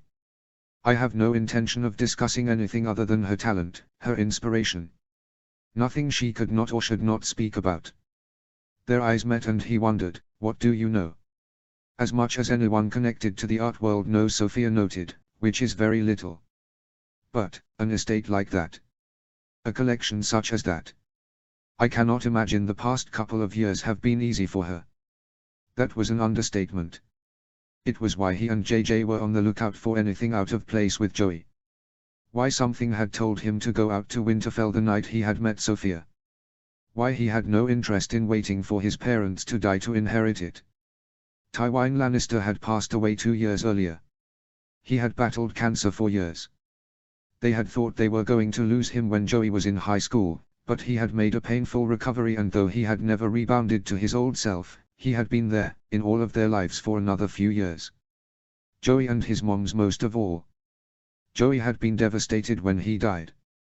She had loved Tywin perhaps more fully than he had ever been loved by anyone. Joey was the only person who had never known another side of him, at least not one that she could remember. They had tried to tell her once that she had been afraid of Tywin when she was little, and she had laughed, not being able to picture it. From the time she was 6 years old, they had bonded over art. It was that bridge that had done it. She had shown him a drawing of a painting that belonged to him, her and her mom's favorite, and he had not been able to believe it. He had tried to gift her that painting, not quite priceless, but it may as well have been to the general population, over the years, and she had always laughed him off. When he died, she realized that it had never been a joke. Though his estate and his company were split amongst his descendants, his art collection had been given solely to Joey. The value of it was unfathomable. He had seen the number in the appraisal that had been done and he could not wrap his head around it. Tywin had known it, already, and had bestowed her enough money to house and maintain it and insure it for the rest of her life, along with a nest egg for herself that would float a small country for at least a decade. Joey, devastated by the loss of one of the most important people in her life, had been in shock. More so when her own grandmother and great-uncles and uncle had challenged it. They had all gotten enough to live flagrantly for 10 lifetimes, but for some people too much was never enough. They had behaved foully. At a number of points he had asked Joey if she just wanted to give it up, if only to be out of it, but she had been steadfast, more stubborn than he had ever seen her in spite of her shock and her grief. It wasn't just Tywin's collection. It was his wife Joanna's, too. He had lovingly, meticulously maintained it, spending every day surrounded by her passion, but without her at his side. And he had entrusted it to Joey's care. The collection was nearly priceless. To Joey, his trust was. So they had all gone to battle, their dad most of all. It was not the area of the law he specialized in, except that it was, because he had never been quite so adept as when he used the law to protect Joey. She had been so strong, so principled through all of it, and he knew that a part of her had not allowed herself to fully grieve until it was over. It had finally ended 6 months ago, when the lion's share of the collection had ended up on permanent loan to the Wintertown Art Museum. Every museum in the country had offered proposals, some with plans for multimillion-dollar expansions to house it, but Joey had wanted it here. She had interned at the museum and she knew how much care the staff took with the collection. And, he knew, she wanted the ability to visit it any time she wanted. She had flown to Casterly Rock to oversee the shipment with one of the registrars of the museum. It had involved craning and custom crates and armed security, and when she had returned home she hadn't gone to her apartment, she had gone straight to Winterfell and collapsed, staying there for 2 weeks as she finally allowed herself to feel the full weight of her grief, the full pain of what the Lannisters had put her through. It had been hard on all of them, he and JJ had been angry to the point of unhelpful, but it was especially so on his mom. It had given her flashbacks of her own legal battles, and the way she had felt her family, apart from Tywin, were somewhat adversarial in that, too. They really had behaved terribly, and had been prepared to do so for years yet. Part of the deal with them putting it to bed for good had been to sign a non-disclosure, so